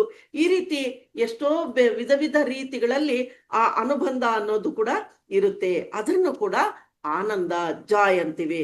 ಇನ್ನು ಈ ಜಾಯ್ ಅನ್ನೋದು ಎಲ್ಲಿವರೆಗೂ ಫೀಲ್ ಆಗ್ತಾ ಇದೀವಿ ಅನ್ನೋದು ಆ ಪ್ರಕೃತಿನಿ ನೋಡಿದಾಗ ಕೂಡ ನಮ್ಗೆ ಆನಂದ ಅನ್ಸುತ್ತೆ. ಅದಕ್ಕೆ ಪ್ರಕೃತಿಯಲ್ಲಿ ಹೋಗಿ ಅಂತ ಸಾರ್ ಹೇಳ್ತಿರ್ತಾರೆ. ಆ ಪ್ರೀತಿ ಅನ್ನೋದು ಅಲ್ಲಿ ಇರುತ್ತೆ, ಆನಂದವನ್ನು ಅನುಭೂತಿ ಹೊಂದುತ್ತಾ ಇರ್ತೀವಿ. ಆ ಸೌಂದರ್ಯವನ್ನು ನೋಡಿದಾಗ ಆ ಆ ಸೌಂದರ್ಯವನ್ನು ಯಾವ ಲಿಮಿಟೇಷನ್ಸು ಇಲ್ಲದೇನೆ ಆನಂದವನ್ನು ಪಡ್ತೀವಿ, ಅಷ್ಟು ಅನುಭೂತಿಯನ್ನು ಕೂಡ ನಾವು ಹೊಂದುತ್ತೀವಿ. ಅದನ್ನ ಮುದಿತ ಅಂತ ಕೂಡ ಹೇಳ್ತೀವಿ. ಯಾವಾಗ ನಾವು ಒಬ್ಬರನ್ನ ಪ್ರೀತಿ ಕೊಡ್ತಾ ಇದ್ದೀವಿ ಅಂದ್ರೆ ಅವರ ಸಂತೋಷದಲ್ಲೇ ಆಗ್ಲಿ ದುಃಖದಲ್ಲೇ ಆಗ್ಲಿ ಎಲ್ಲ ಸಮಯದಲ್ಲಿ ಕೂಡ ಸಮವಾಗಿ ನೋಡ್ಬೇಕು. ಇನ್ನು ಸಂತೋಷ ಅನ್ನೋದು ಅವಾಗ ಜಾಸ್ತಿ ಆಗ್ತಾ ಹೋಗುತ್ತೆ. ನಾವಲ್ಲೇನಾದ್ರೂ ಅಡ್ಡಿ ಮಾಡಿದಾಗ ಅದನ್ನ ನಾನು ಅಡ್ಡಿ ಮಾಡ್ತಿದ್ದೀನ ಅನ್ನೋದು ಅರಿವಿನಿಂದ ಗಮನಿಸ್ಬೇಕು. ಯಾಕೆಂದ್ರೆ ಪ್ರೀತಿ ಅನ್ನೋದು ಕಂಟ್ರೋಲ್ ಮಾಡೋದಲ್ಲ, ಫ್ರೀ ಆಗಿ ಇರೋದಕ್ಕೆ ಬಿಡಬೇಕು ಅಂತ. ಅದಕ್ಕೆ ಮುದಿತ. ಆವಾಗ ಏನಾಗುತ್ತೆ, ಆನಂದವಾಗಿರ್ತೀವಿ, ಸಾಗರದಂತೆ ಸಾಗ್ತಾ ಇರುತ್ತೆ. ಇನ್ನ 4ನೇದು ಉಪೇಕ್ಷಾ ಅಂತ ಹೇಳ್ತಾರೆ. ಅಂದ್ರೆ ಅವ್ರನ್ನ ಅಡ್ಡಿ ಮಾಡೋದು ಅಲ್ಲ, ಹಾಗಂತ ಪೂರ್ತಿ ಕೂಡ ಅವ್ರನ್ನ ಬಿಟ್ಟು ಬಿಡೋದು ಅಲ್ಲ, ಡಿಟ್ಯಾಚ್ಮೆಂಟು ಅಂತ ಕೂಡ ಅಲ್ಲ. ಅಂದ್ರೆ ನನ್ನವರು, ನನ್ನದು, ನಾನು ಅನ್ನೋ ಭಾವನೆಯನ್ನು ಬದಲಾವಣೆ ಮಾಡೋ ಪ್ರಯತ್ನ ಹೇಗಿರುತ್ತೆ ಅದು ಹಾಗೆ ಇರಬೇಕು. ಅಂದ್ರೆ ಒಬ್ಬ ತಂದೆ ತಾಯಿ ಮಕ್ಕಳಿಗೆ ದೊಡ್ಡವರಾಗಿದ್ಮೇಲೆ ಏನ್ ಹೇಳ್ತಾರೆ, ಅವ್ರ ಲೈಫಲ್ಲಿ ಏನೇನು ಬೇಕೋ ಬೇಡವಾ ಅನ್ನೋದು ಪ್ರತಿಯೊಂದು ಅವರೇ ನಿರ್ಣಯ ತಗೊಂತಾ ಇರ್ತಾರೆ ದೊಡ್ಡವರೇ. ಅಂದ್ರೆ ಅವ್ರಿಗೂ ಅವಕಾಶ ನೀಡಬೇಕು. ಅವ್ರಿಗೇನಾದ್ರೂ ಅವಕಾಶ, ಈ ತರ ನನಗೆ ನೀಡ್ಸ್ ಇದೆ, ನನ್ಗೆ ಅವಶ್ಯಕತೆ ಇದೆ ಅಂತ ಹೇಳಿದಾಗ ಅದನ್ನ ಕೇಳಬೇಕು ಸಮಾಧಾನದಿಂದ. ಆಗ ನಾವು ಏನ್ ಹೇಳ್ಬೇಕು, ಇದು ಸರಿ ಇಲ್ಲ, ಇದು ಸರಿ ಇದೆ, ನನಗ್ ಗೊತ್ತಿರೋದು ನಾನು ತಿಳಿಸ್ತಾ ಇದ್ದೀನಿ ಅದು ಅಂತ ಹೇಳಿದಾಗ ಕೊನೆಗೆ ಫೈನಲ್ ಆಗಿ ನಿರ್ಣಯ ಮಾತ್ರ ಅವ್ರದೇ ಆಗಿರ್ಬೇಕು. ಇಲ್ಲ ನನ್ನ ಮಾತೆ ಕೇಳಬೇಕು, ನಾನು ಹೇಳಿದ್ದನ್ನೇ ಸರಿ ಅಂತ ನೀನು ಒಪ್ಕೋಬೇಕು ಅಂತ ಗೈಡ್ ಮಾಡಬಾರ್ದು. ಅಲ್ಲೇನಾಗುತ್ತೆ, ಅವರು ನನ್ನ ಮಾತು ನೀನ್ ಕೇಳಲಿಲ್ಲ ಅಂತ ಅಂದಾಗ ಅವ್ರಿಗೇನಾಗುತ್ತೆ, ಬೇಸರ ಆಗುತ್ತೆ. ಅದಕ್ಕೋಸ್ಕರ ನಿರ್ಣಯ ಅವ್ರದೇ ಆಗಿದ್ದಾಗ ಅವರು ಅರ್ಥ ಮಾಡ್ಕೊಳ್ಳೋದು ಬಿಡೋದು ಅದು ಉಪೇಕ್ಷಾ ಅಂತ ಹೇಳ್ತಾರೆ. ಯಾವ ಸಂಬಂಧ ಕೂಡ ಅಲ್ಲಿ ಬಿಡೋದಕ್ಕೆ ಆಗೋದಿಲ್ಲ. ನಾವು ಒಳ್ಳೇದಕ್ಕೆ ಹೇಳ್ತಾ ಇದೀವಿ, ನಾನೇನೋ ಅದನ್ನ ಅಡ್ಡಿ ಮಾಡ್ತಾ ಇಲ್ಲ, ಈ ಸಮಯದಲ್ಲಿ ಅವರು ಅರ್ಥ ಮಾಡ್ಕೋಬೇಕಾಗಿದೆ ಅನ್ನೋದು ಹೇಳೋದಲ್ಲ. ನಿರ್ಣಯ ಮಾತ್ರ ಫೈನಲ್ ಡಿಸಿಷನ್ ಅವ್ರಿಗೆ ಕೊಡ್ಬೇಕಾಗುತ್ತೆ. ಅದಕ್ಕೆ ಯಾವಾಗ ಅನ್ಲಿಮಿಟೆಡ್ ಆಗಿ ಆ ಪ್ರೀತಿಯನ್ನು ನಾವು ಹಂಚೋ ಕಡೆ ಹೋಗ್ತಾ ಇರ್ತೀವೋ ಅದನ್ನೆಲ್ಲ ಗಮನಿಸ್ತಾ ಇದ್ದಾಗ ಈ 4 ಸ್ತಂಭಗಳ ಜೊತೆಗೆ, ಅಂದ್ರೆ ಒಂದೊಂದೇ ಕೇಳ್ಕೊಂಡ್ವಲ್ಲ, ಈಗ ನದಿ ರೀತಿಯಲ್ಲಿ ಪ್ರವಾಹ ಆಗ್ಬೇಕು, ಪ್ರೀತಿ ಅನ್ನೋದು ಇರ್ಬೇಕು, ಕರುಣೆ ಇರ್ಬೇಕು, ಮೈತ್ರಿ ಇರ್ಬೇಕು, ಮುದಿತ ಆನಂದ ಇರ್ಬೇಕು, ಉಪೇಕ್ಷಾ ಇರ್ಬೇಕು. ಈ 4 ಸ್ತಂಭಗಳ ಜೊತೆಗೆ ನಮಗೆ ಇನ್ನು ಏನ್ ಹೇಳ್ತಿದ್ದಾರೆ ಅಂದ್ರೆ, ಅವರು ಗೌರವ ಮತ್ತು ನಂಬಿಕೆ ಅನ್ನೋದು ಕೂಡ ಈ ಪ್ರೀತಿಯಲ್ಲೇ ಇರುತ್ತೆ. ಅದರಿಂದ ಆಗ ಪ್ರೀತಿ ಅನ್ನೋದು ನಿಲ್ಲುತ್ತೆ. ಗೌರವ ನಂಬಿಕೆ ಇಲ್ಲ ಅಂದಾಗ ನಾವೆಷ್ಟು ಕೊಟ್ಟರು ಕೂಡ ಅಲ್ಲಿ ಆ ಪ್ರೀತಿ ಅನ್ನೋದು ನಿಲ್ಲೋದಿಲ್ಲ. ಅದರಿಂದ ಯಾವ ವಿಷಯಗಳ ಬಗ್ಗೆ ಆಗ್ಲೂ ಕೂಡ ಆ ನಂಬಿಕೆ ಅನ್ನೋದು ಮುಖ್ಯವಾಗಿ ಅವ್ರ ಮೇಲೆ ಫಸ್ಟ್ ಅವ್ರಿಗೆ ನಂಬಿಕೆ ಇರಬೇಕು. ನಾನು ಇದನ್ನ ಹೇಳ್ತಾ ಇದ್ದೀನಿ ಕರೆಕ್ಟಾ ಇಲ್ವಾ ಅನ್ನೋ ನಂಬಿಕೆ ನಮ್ಮ ಮೇಲೆ ನಮಗೂ ಇರಬೇಕು. ಆಗ ಅದೇನಾಗುತ್ತೆ, ಆ ನಂಬಿಕೆ ಅಂತ ಇದ್ದಾಗ ನಾವು ಹೇಳೋದನ್ನ ಕುರುಡರಾಗಿ ನಂಬೋದು ಕೂಡ ಅವಶ್ಯಕತೆ ಇಲ್ಲ. ನಿಜವಾದ ನಂಬಿಕೆ ಅನ್ನೋದು ಅವ್ರ ಮೇಲೆ ಇರೋ ಗೌರವ. ಅಂದ್ರೆ ನೀವು ಬನ್ರಿ ಹೋಗ್ರಿ ಅಂತ ಹೇಳಿ ಆ ರೀತಿ ಗೌರವ ಕೊಡೋ ಭಾವನೆ ರೂಪದಲ್ಲಿ ಅಲ್ಲ, ನಿಜವಾದ ಒಳಗಡೆಯಿಂದ ಆ ಗೌರವವನ್ನು ವಿನಯಪೂರ್ವಕವಾಗಿ ಕೊಡ್ಬೇಕು. ಅದಕ್ಕೆ ಪತ್ರಸಾರಿ ಹೇಳ್ತಿರ್ತಾರೆ, ನಾನು ಅನುಭವ ಹೊಂದಿದ್ದೀನಿ ಅಂತ ನಾನು ಹೇಳ್ತಾ ಇರ್ತೀನಿ, ಇದು ಮಾಡಿ ಅದು ಮಾಡಿ, ಇದು ತಿಳ್ಕೊಳ್ಳಿ ಅದು ತಿಳ್ಕೊಳ್ಳಿ ಅಂತ. ಆದ್ರೆ ಕುರುಡರಾಗಿ ನಂಬಬೇಡಿ, ನೀವಾಗೆ ನೀವೇ ಸ್ವತಃ ಅನುಭೂತಿಯನ್ನು ಹೊಂದಿದಾಗ ಅದು ಸತ್ಯ ಅನ್ನೋದು ಏನು ಅನ್ನೋದು ಹೊರಗೆ ಬರುತ್ತೆ ಅಂತ ಸರ್ ಯಾವಾಗ್ಲೂ ಹೇಳ್ತಿರ್ತಾರೆ. ಕುರುಡರಾಗಿ ನಂಬಬೇಡಿ, ನಿಮ್ಮ ಕಾಲ್ ಮೇಲೆ ನೀವು ನಿಂತು ಪ್ರಯಾಣ ಮಾಡಿ ಅಂತ ಹೇಳ್ತಿರ್ತಾರೆ. ಅದಕ್ಕೆ ಈ ಕೆಲಸ ಮಾಡಬೇಕು ಅನ್ಕೊಂತಾ ಇದ್ದೀವಿ ಅನ್ಕೊಂಡಾಗ ಸರಿನಾ ಅಲ್ವಾ ಅನ್ನೋದು ನೋಡ್ದೇನೆ ಸ್ವೀಕಾರ ಮಾಡೋ ಅವಶ್ಯಕತೆ ಕೂಡ ಇಲ್ಲ. ಇದ್ದ ಹಾಗೆ ನೋಡ್ತಾ ಇದೀವಿ, ಗಮನಿಸ್ತಾ ಇರ್ತೀವಿ, ಆದ್ರೆ ಅವ್ರಿಗೆ ಏನು ಬೇಕು ಅನ್ನೋದು ನೋಡ್ತೀವಲ್ಲ, ಅದು ಗೌರವ. ಗೌರವದಿಂದ ಸುಮ್ಮನೆ ನೋಡ್ತಾ ಇರ್ಬೇಕು. ಯಾವಾಗ ಈ 4 ಮೂಲ ಸ್ತಂಭಗಳು ಮತ್ತು ನಂಬಿಕೆ ಗೌರವ ಅನ್ನೋದು ಅದನ್ನ ನಮ್ಮ ಜೀವನದಲ್ಲಿ ಅಳವಡಿಸ್ಕೊಂತೀವೋ ಆಗ ಇತರರನ್ನ ಹೋಲಿಕೆ ಮಾಡೋ ಅವಶ್ಯಕತೆ ಇರೋದಿಲ್ಲ. ಯಾಕೆಂದ್ರೆ ಆ ನಂಬಿಕೆ ನಮ್ಮಲ್ಲಿದೆ. ಈ ಕೆಲಸ ಮಾಡಿದ್ರೆ ಇದು ಸಕ್ಸಸ್ ಆಗುತ್ತೆ ಅನ್ನೋ ನಂಬಿಕೆ ಇದೆ, ಅದಕ್ಕೆ ನಾವು ಮುಂದೆ ಹೆಜ್ಜೆ ಹಾಕ್ತೀವಿ. ಈಗ ಕ್ಲಾಸ್ ಮಾಡಬೇಕು ಅಂದ್ರೆ ಎಲ್ಲಾರ್ಗೂ ಇದ್ರ ಮೂಲಕ ಜೂಮ್ ಮೂಲಕ ಅರ್ಥ ಮಾಡಿಸ್ಬೋದು ಅನ್ನೋ ನಂಬಿಕೆ ಇದೆ, ಅದಕ್ಕೆ ಈ ಪ್ಲಾಟ್ಫಾರ್ಮ್ನ ರೆಡಿ ಮಾಡಿ ಕೊಟ್ಟಿದ್ದಾರೆ. ಈ ವೇದಿಕೆ ಇಲ್ಲ ಅಂದ್ರೆ ಏನ್ ಮಾಡ್ತೀವಿ? ಇಲ್ಲ. ಅದಕ್ಕೆ ಅವರು ನಂಬಿಕೆಯಿಂದ ಎಷ್ಟೋ ಜನಕ್ಕೆ ಈ ಜ್ಞಾನ ಹಂಚ್ಕೊಳ್ಳೋದಕ್ಕೆ ಆಗುತ್ತೆ ಅಂತ ಈ ಪ್ಲಾಟ್ಫಾರ್ಮ್ ರೆಡಿ ಇದೆ. ನಮಗೂ ಕೂಡ ಆ ನಂಬಿಕೆ ಗೌರವದಿಂದ ನಾವು ವರ್ತಿಸ್ತಾ ಇದೀವಿ, ಸ್ವೀಕಾರ ಮಾಡ್ತಾ ಇದೀವಿ. ಇನ್ನು ನಮ್ಮ ಮೇಲೆ ನಮಗೆ ಗೌರವ ಇಲ್ಲ ಅಂದ್ರೆ ಆ ಸ್ವಯಂ ಪ್ರೀತಿಗೆ ದೂರವಾಗಿದ್ದೀವಿ, ದೂರ ಆಗ್ತಾ ಇದೀವಿ. ಅದನ್ನ ಬೇರೆಯವರಿಂದ ತಗೋಬೇಕು ಅನ್ನೋ ಪ್ರಯತ್ನವನ್ನು ಕೂಡ ಮಾಡ್ತಾ ಇರ್ತೀವಿ. ಅದು ಕಂಟ್ರೋಲ್ ಆಗಿರ್ಬೋದು, ನಮ್ಮನ್ನ ನಾವು ಕಡಿಮೆ ಮಾಡ್ಕೊಂತ ಇರೋ ರೀತಿ ಕೂಡ ಆಗಿರ್ಬೋದು. ಆ ಪ್ರೀತಿಯನ್ನು ಹೊಂದೋದಕ್ಕೆ ಎಷ್ಟೋ ಪ್ರಯತ್ನವನ್ನು ಕೂಡ ನಾವು ಪ್ರಯತ್ನ ಮಾಡ್ತಾ ಇರ್ತೀವಿ.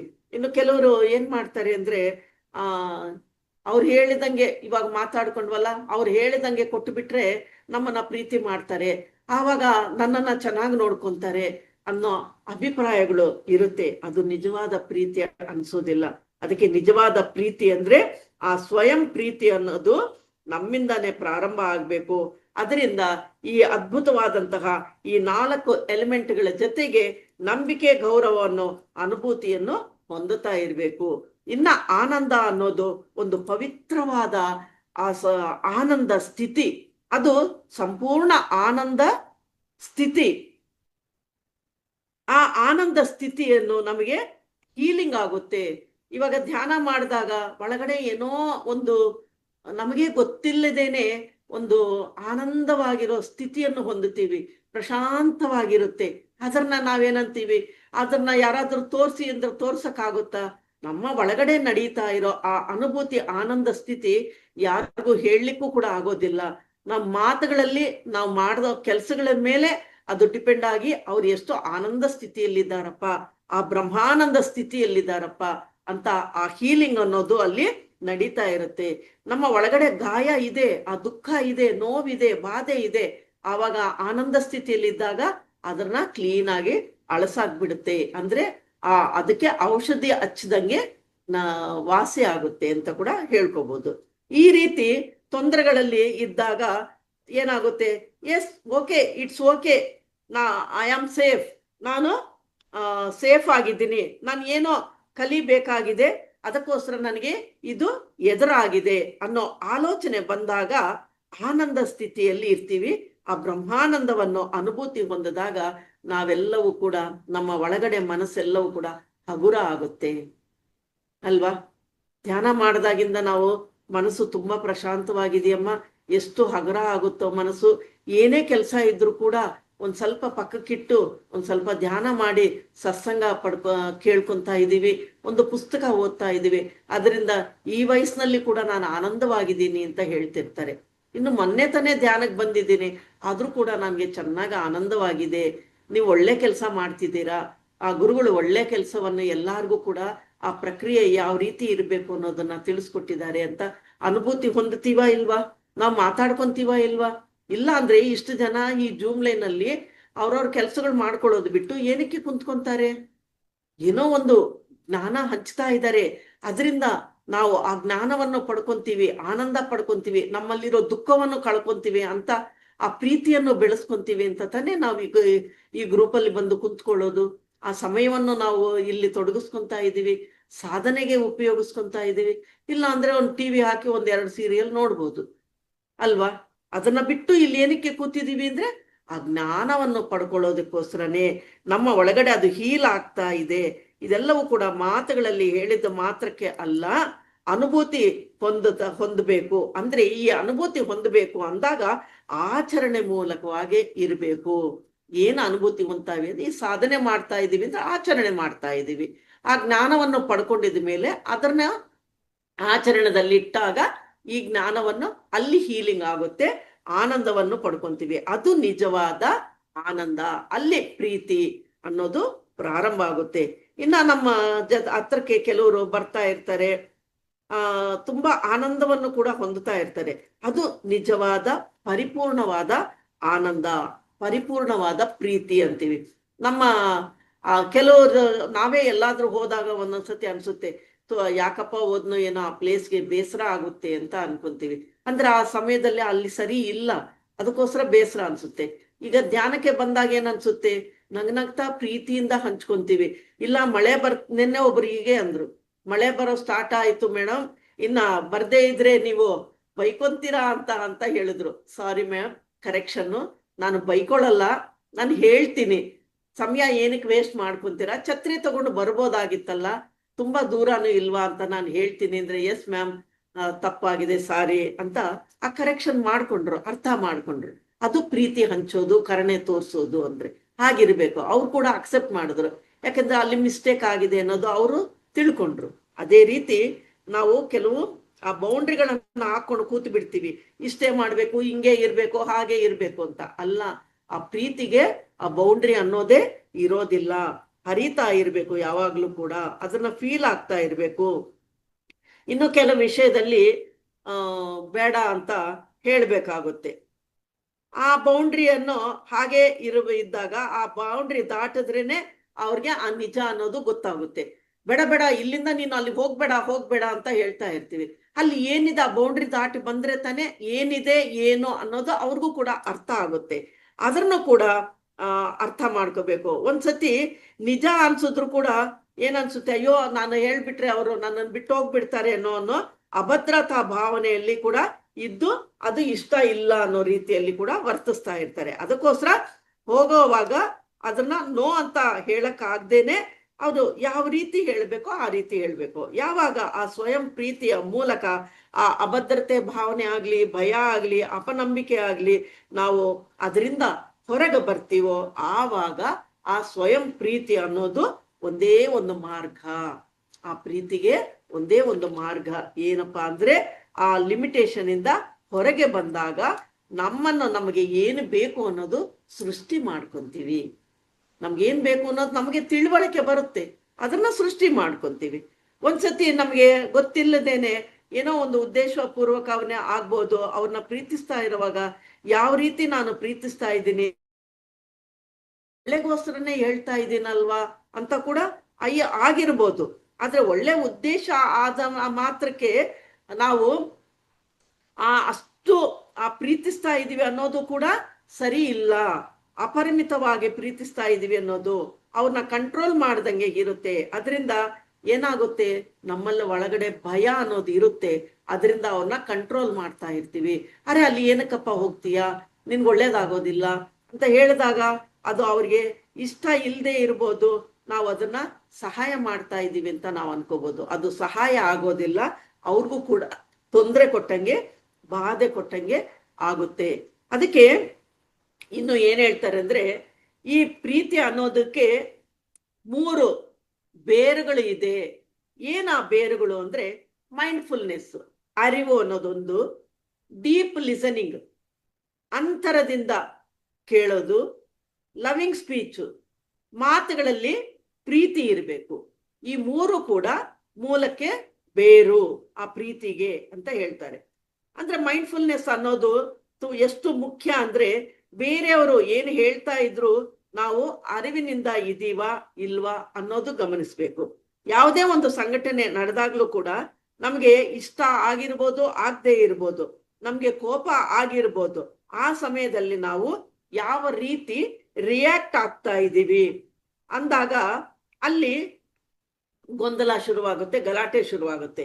ಯಾವಾಗ ನಾವು ಆ ಪ್ರೀತಿಯಿಂದ ಇರ್ಬೇಕು ಅನ್ಕೊಂಡಿರ್ತೀವೋ ನಮ್ಗೆ ಗೊತ್ತಿಲ್ಲದೇನೆ ಆಗ ಏನಾಗುತ್ತೆ, ಆ ಗೊಂದಲದಲ್ಲಿ ಸಿಕ್ಕಾಕೊಂಡ್ಬಿಡ್ತೀವಿ.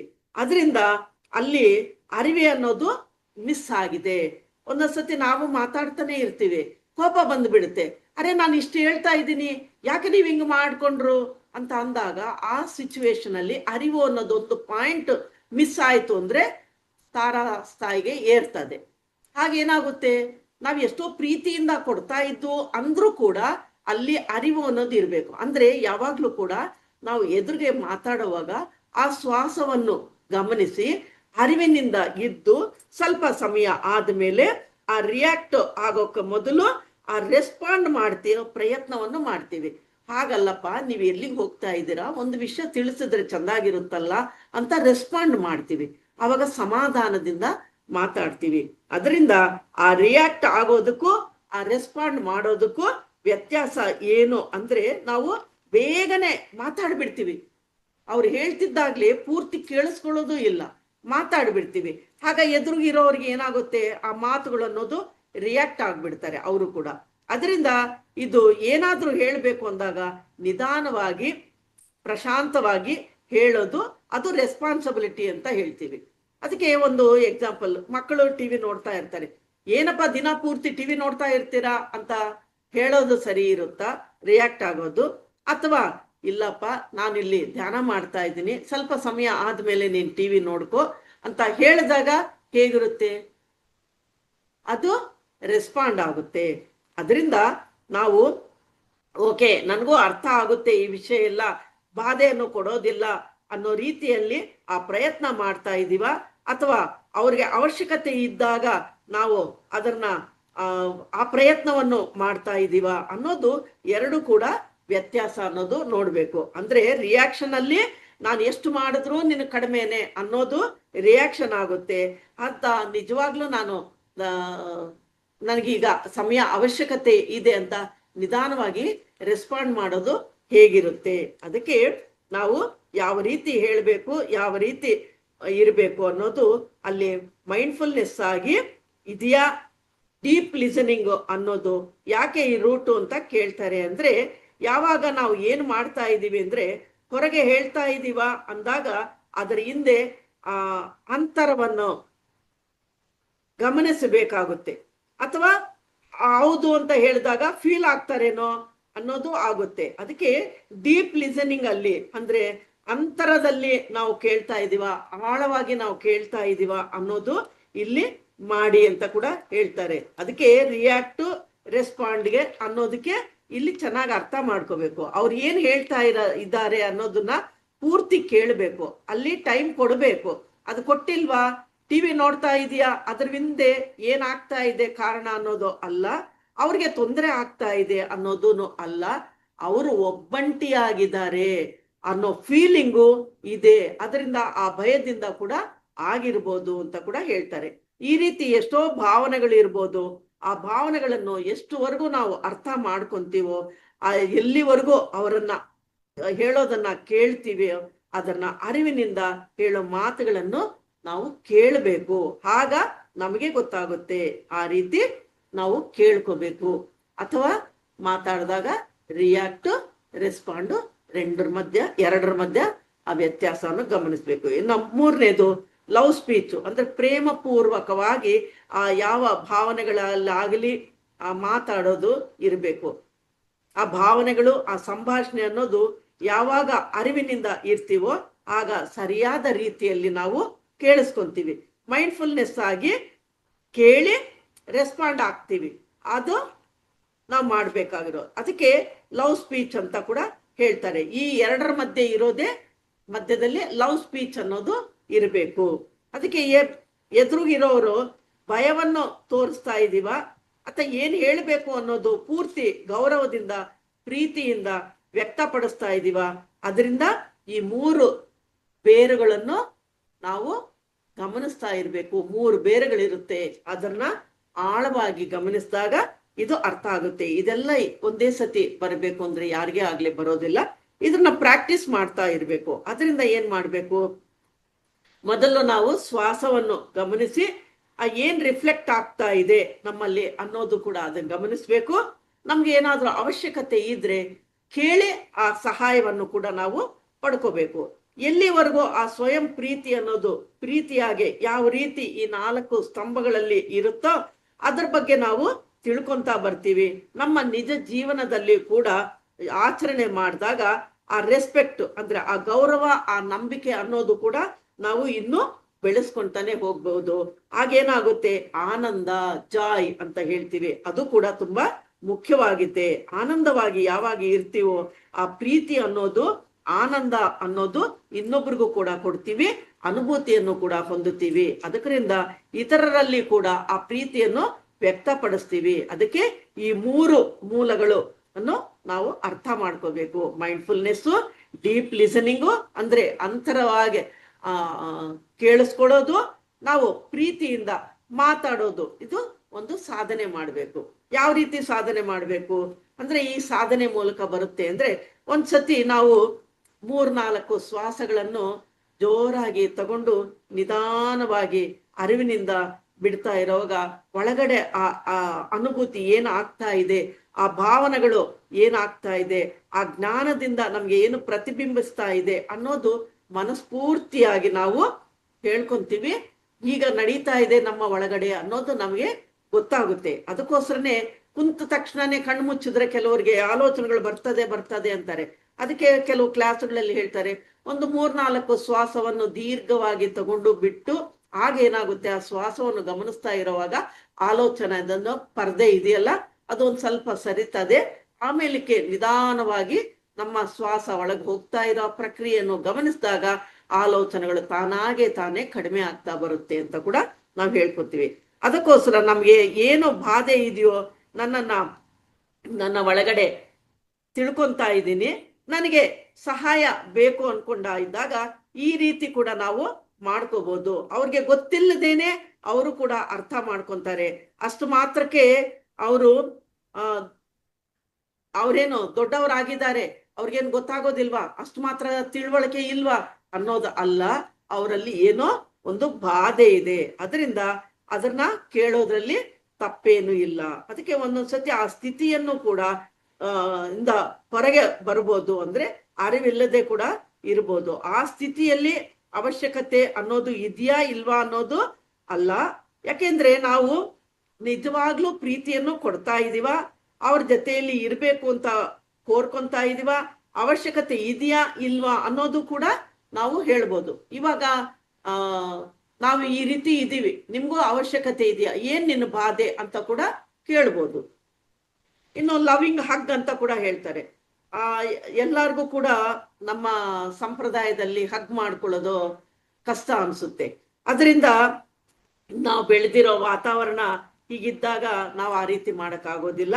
ಅದರಿಂದ ಆ ಪ್ರೀತಿಯನ್ನು ಆ ವ್ಯಕ್ತಿಯನ್ನು ಯಾವ ರೀತಿ ಪ್ರೀತಿಸ್ತಾ ಇದ್ದೀವಿ ಅನ್ನೋದಕ್ಕೆ ನಾವು ಮಾತಾಡೋದ್ರಲ್ಲೇ ಫೀಲ್ ಆಗ್ತಾರೆ.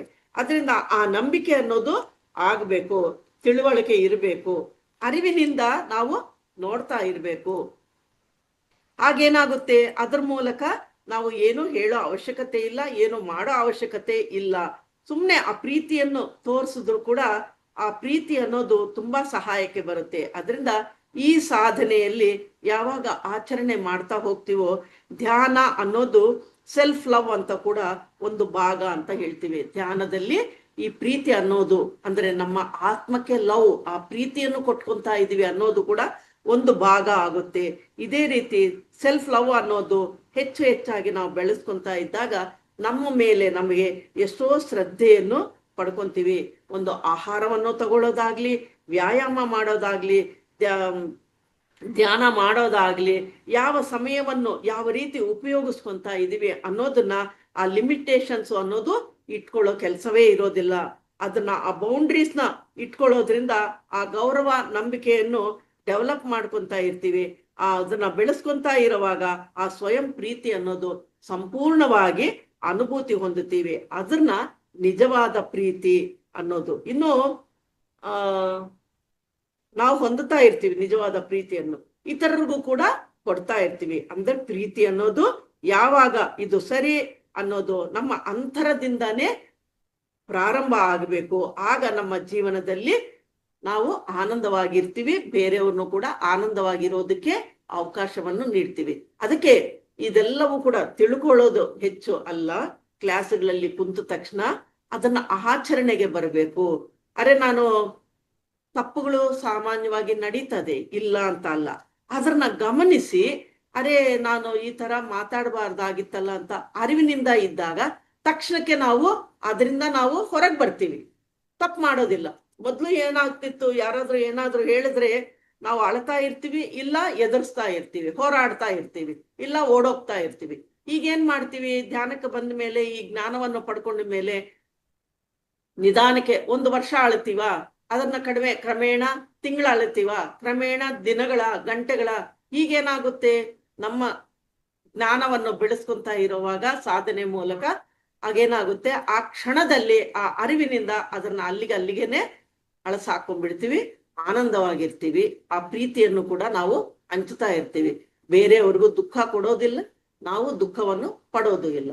ಈ ರೀತಿ ಆ ಪ್ರೀತಿಯನ್ನು ನಾವು ಯಾವ ರೀತಿ ಕೊಡಬೇಕು ಅನ್ನೋದ್ರ ಬಗ್ಗೆ ವಿಶೇಷವಾಗಿ ತಿಚ್ ನಾಟ್ ಮಾಂಕ್ ಅವರು ತಿಳಿಸ್ಕೊಟ್ಟಿದ್ದಾರೆ. ಈ ಅವಕಾಶವನ್ನು ನೀಡಿರೋದಕ್ಕೆ ಮಹಾವತಾರ್ ಫೌಂಡೇಶನ್ ಅವರಿಗೆ ಧನ್ಯವಾದಗಳನ್ನು ತಿಳಿಸುತ್ತಾ, ಈ ಆರ್ಗನೈಸರ್ಸ್ ಯಾರ್ಯಾರು ಏನೇನು ಕೆಲಸ ಮಾಡ್ತಿದ್ದಾರೆ ಅವ್ರಿಗೂ ಕೂಡ, ಇಲ್ಲಿ ಕೇಳಿಸ್ಕೊಂತ ಇರೋರ್ಗೂ, ಹಾಗೆ ಈ ಜ್ಞಾನವನ್ನು ನನಗೆ ತಿಳಿಸ್ಕೊಟ್ಟಿದ್ದ ಬ್ರಹ್ಮರ್ಷಿ ಪಿತಾಮಹ ಪತ್ರಿಜಿ ಅವ್ರಿಗೂ ಹೃತ್ಪೂರ್ವಕವಾಗಿ ಧನ್ಯವಾದಗಳು, ನಮಸ್ಕಾರಗಳು. Thank you, thank you, thank you. Thank you ma'am, thank you. ನಮಸ್ತೆ ಮೇಡಮ್. ನಮಸ್ತೆ ಮೇಡಮ್, ತುಂಬಾ ಚೆನ್ನಾಗಿತ್ತು ಧ್ಯಾನ ಇವತ್ತು, ತುಂಬಾ ಚೆನ್ನಾಗಿ ಮಾಡಿಸಿದ್ರಿ. ನನ್ಗಂತೂ ವೈಬ್ರೇಷನ್ ಆಗಿತ್ತು, ಚೆನ್ನಾಗಾಯ್ತು. ಮತ್ತು ನೀವು ಸ್ವಾಧ್ಯಾಯ ತುಂಬಾ ಚೆನ್ನಾಗಿ ಕೊಟ್ಟಿದ್ದೀರಾ, ನಿಮ್ಮ ಜ್ಞಾನ ಹಂಚಿಕೆ ತುಂಬಾ ಚೆನ್ನಾಗಿತ್ತು. ಗೊತ್ತಿರುತ್ತೆ ಈಗ ಮಾಡ್ಬಾರ್ದು, ಅದು ಪದೇ ಪದೇ ನೀವೆಲ್ಲರೂ ಬಂದು ಹೀಗೆ ನಮ್ಗೆ ಹೇಳ್ಕೊಡೋದ್ರಿಂದ ಪದೇ ಪದೇ ನಮ್ ತಪ್ಪುಗಳನ್ನ ಸರಿ ಮಾಡ್ಕೊಳಕ್ಕೆ ಸರಿ ಆಗುತ್ತೆ. ಮೇಡಮ್, ಅದೇ ಹೇಳಿದ್ರಿ ನೀವು, ಕರುಣೆ, ಅನುಕಂಪ, ಪ್ರೀತಿ ತೋರ್ಸೋದ್ರಿಂದ ಯಾರೇ ದುಃಖದಲ್ಲಿದ್ರು ನಮ್ಮ ಪ್ರೀತಿ ಮಾತುಗಳಿಂದ ಅವ್ರನ್ನ ದುಃಖದಿಂದ ಅವರು ಹೊರಗ್ ಬರ್ತಾರೆ. ಅಂದ್ರೆ ನಾವು ಮಾತಾಡಿ ಅವ್ರ ಪ್ರೀತಿಯಿಂದ ಮಾತಾಡಿ ಅವ್ರ ದುಃಖ ನಿವಾರಿಸ್ಬೋದು ಅಂತ ಎಲ್ಲ ತಿಳಿಸಿದ್ರಿ. ಪ್ರೀತಿ ಅಂದ್ರೆ ಬರೀ ಲವರ್ಸಿಗಲ್ಲ, ತಂದೆ ತಾಯಿ ಅದನ್ನು ಪ್ರೀತಿನೇ, ಅಣ್ಣ ತಮ್ಮಂದಿರ್ದು ಪ್ರೀತಿ, ಅಕ್ಕ ತಮ್ಮ, ಈ ಫ್ರೆಂಡ್ಸ್ ಗಳಿಗೆ ತೋರ್ಸೋದು, ಇವೆಲ್ಲ ಪ್ರೀತಿ ಅಂತಾನು ತಿಳಿಸ್ಕೊಟ್ರಿ. ಮತ್ತೆ ಬೇರೆಯವ್ರ ತೊಂದರೆಯಲ್ಲಿದ್ದಾಗ ಅವ್ರ ದುಃಖದಲ್ಲಿ ನಾವು ಪ್ರೀತಿಯಿಂದ ಭಾಗಿಯಾಗ್ಬೇಕು. ಮತ್ತೆ ನಮ್ಮ ಕಪಟ ಪ್ರೀತಿ ಇರಬಾರ್ದು, ಯಾರಿಗೇ ಆಗ್ಲಿ ನಮ್ಮ ನಿಜವಾದ ಮಂದಾಳದಿಂದ ಬರುವ ಪ್ರೀತಿ ತೋರಿಸ್ಬೇಕು. ಒಬ್ಬೊಬ್ರು ಏನ್ ಮಾಡ್ತಾರೆ, ಮೇಲೊಂದು ಒಳಗೊಂದು ಹೊರಗೊಂದು ಇಟ್ಕೊಂಡು ಪ್ರೀತಿ ತೋರಿಸ್ತಾರೆ, ಅದು ಸಹಜವಾದ ಪ್ರೀತಿ ಅಲ್ಲ. ನಾವೇನೇ ಒಬ್ರಿಗೆ ಏನಾದ್ರೂ ಪ್ರೀತಿ ತೋರಿಸ್ಬೇಕು ಅಂದ್ರೆ ಅದು ನಮ್ಮ ಮಂದಾಳದಿಂದ ಬರ್ಬೇಕು ಅಂತ ತಿಳಿಸಿದ್ರಿ.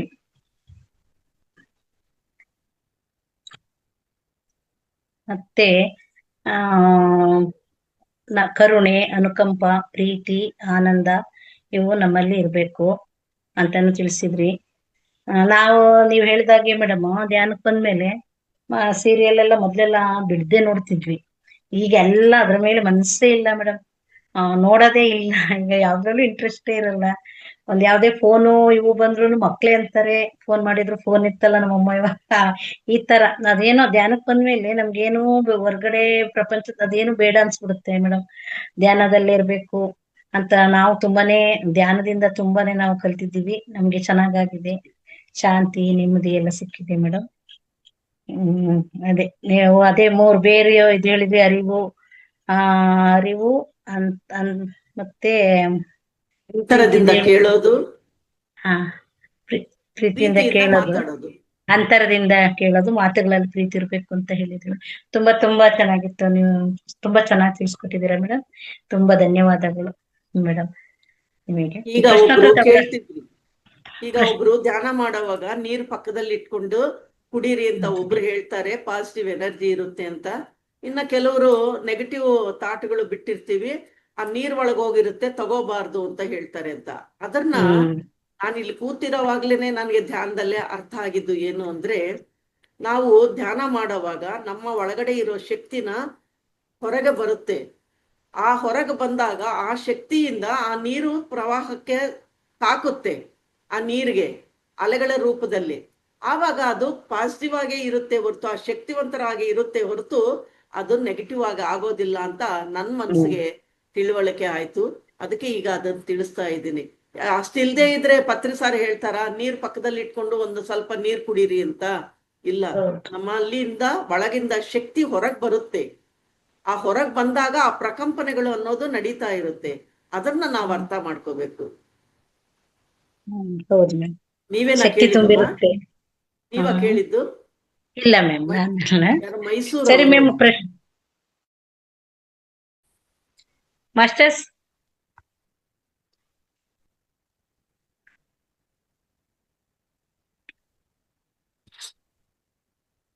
ಏನಾದ್ರು ಕ್ವಶನ್ ಕೇಳೋದಿದ್ರೆ ಹ್ಯಾಂಡ್ ರೈಸ್ ಮಾಡಿ ಬೇಗ ಬೇಗ, ಮತ್ ಲಾಸ್ಟ್ ಅಲ್ಲಿ ಮಾಡ್ತೀರಾ ಮೇಡಮ್? ತುಂಬಾ ಚೆನ್ನಾಗಿ ತಿಳಿಸ್ಕೊಟ್ಟಿದ್ದಾರೆ.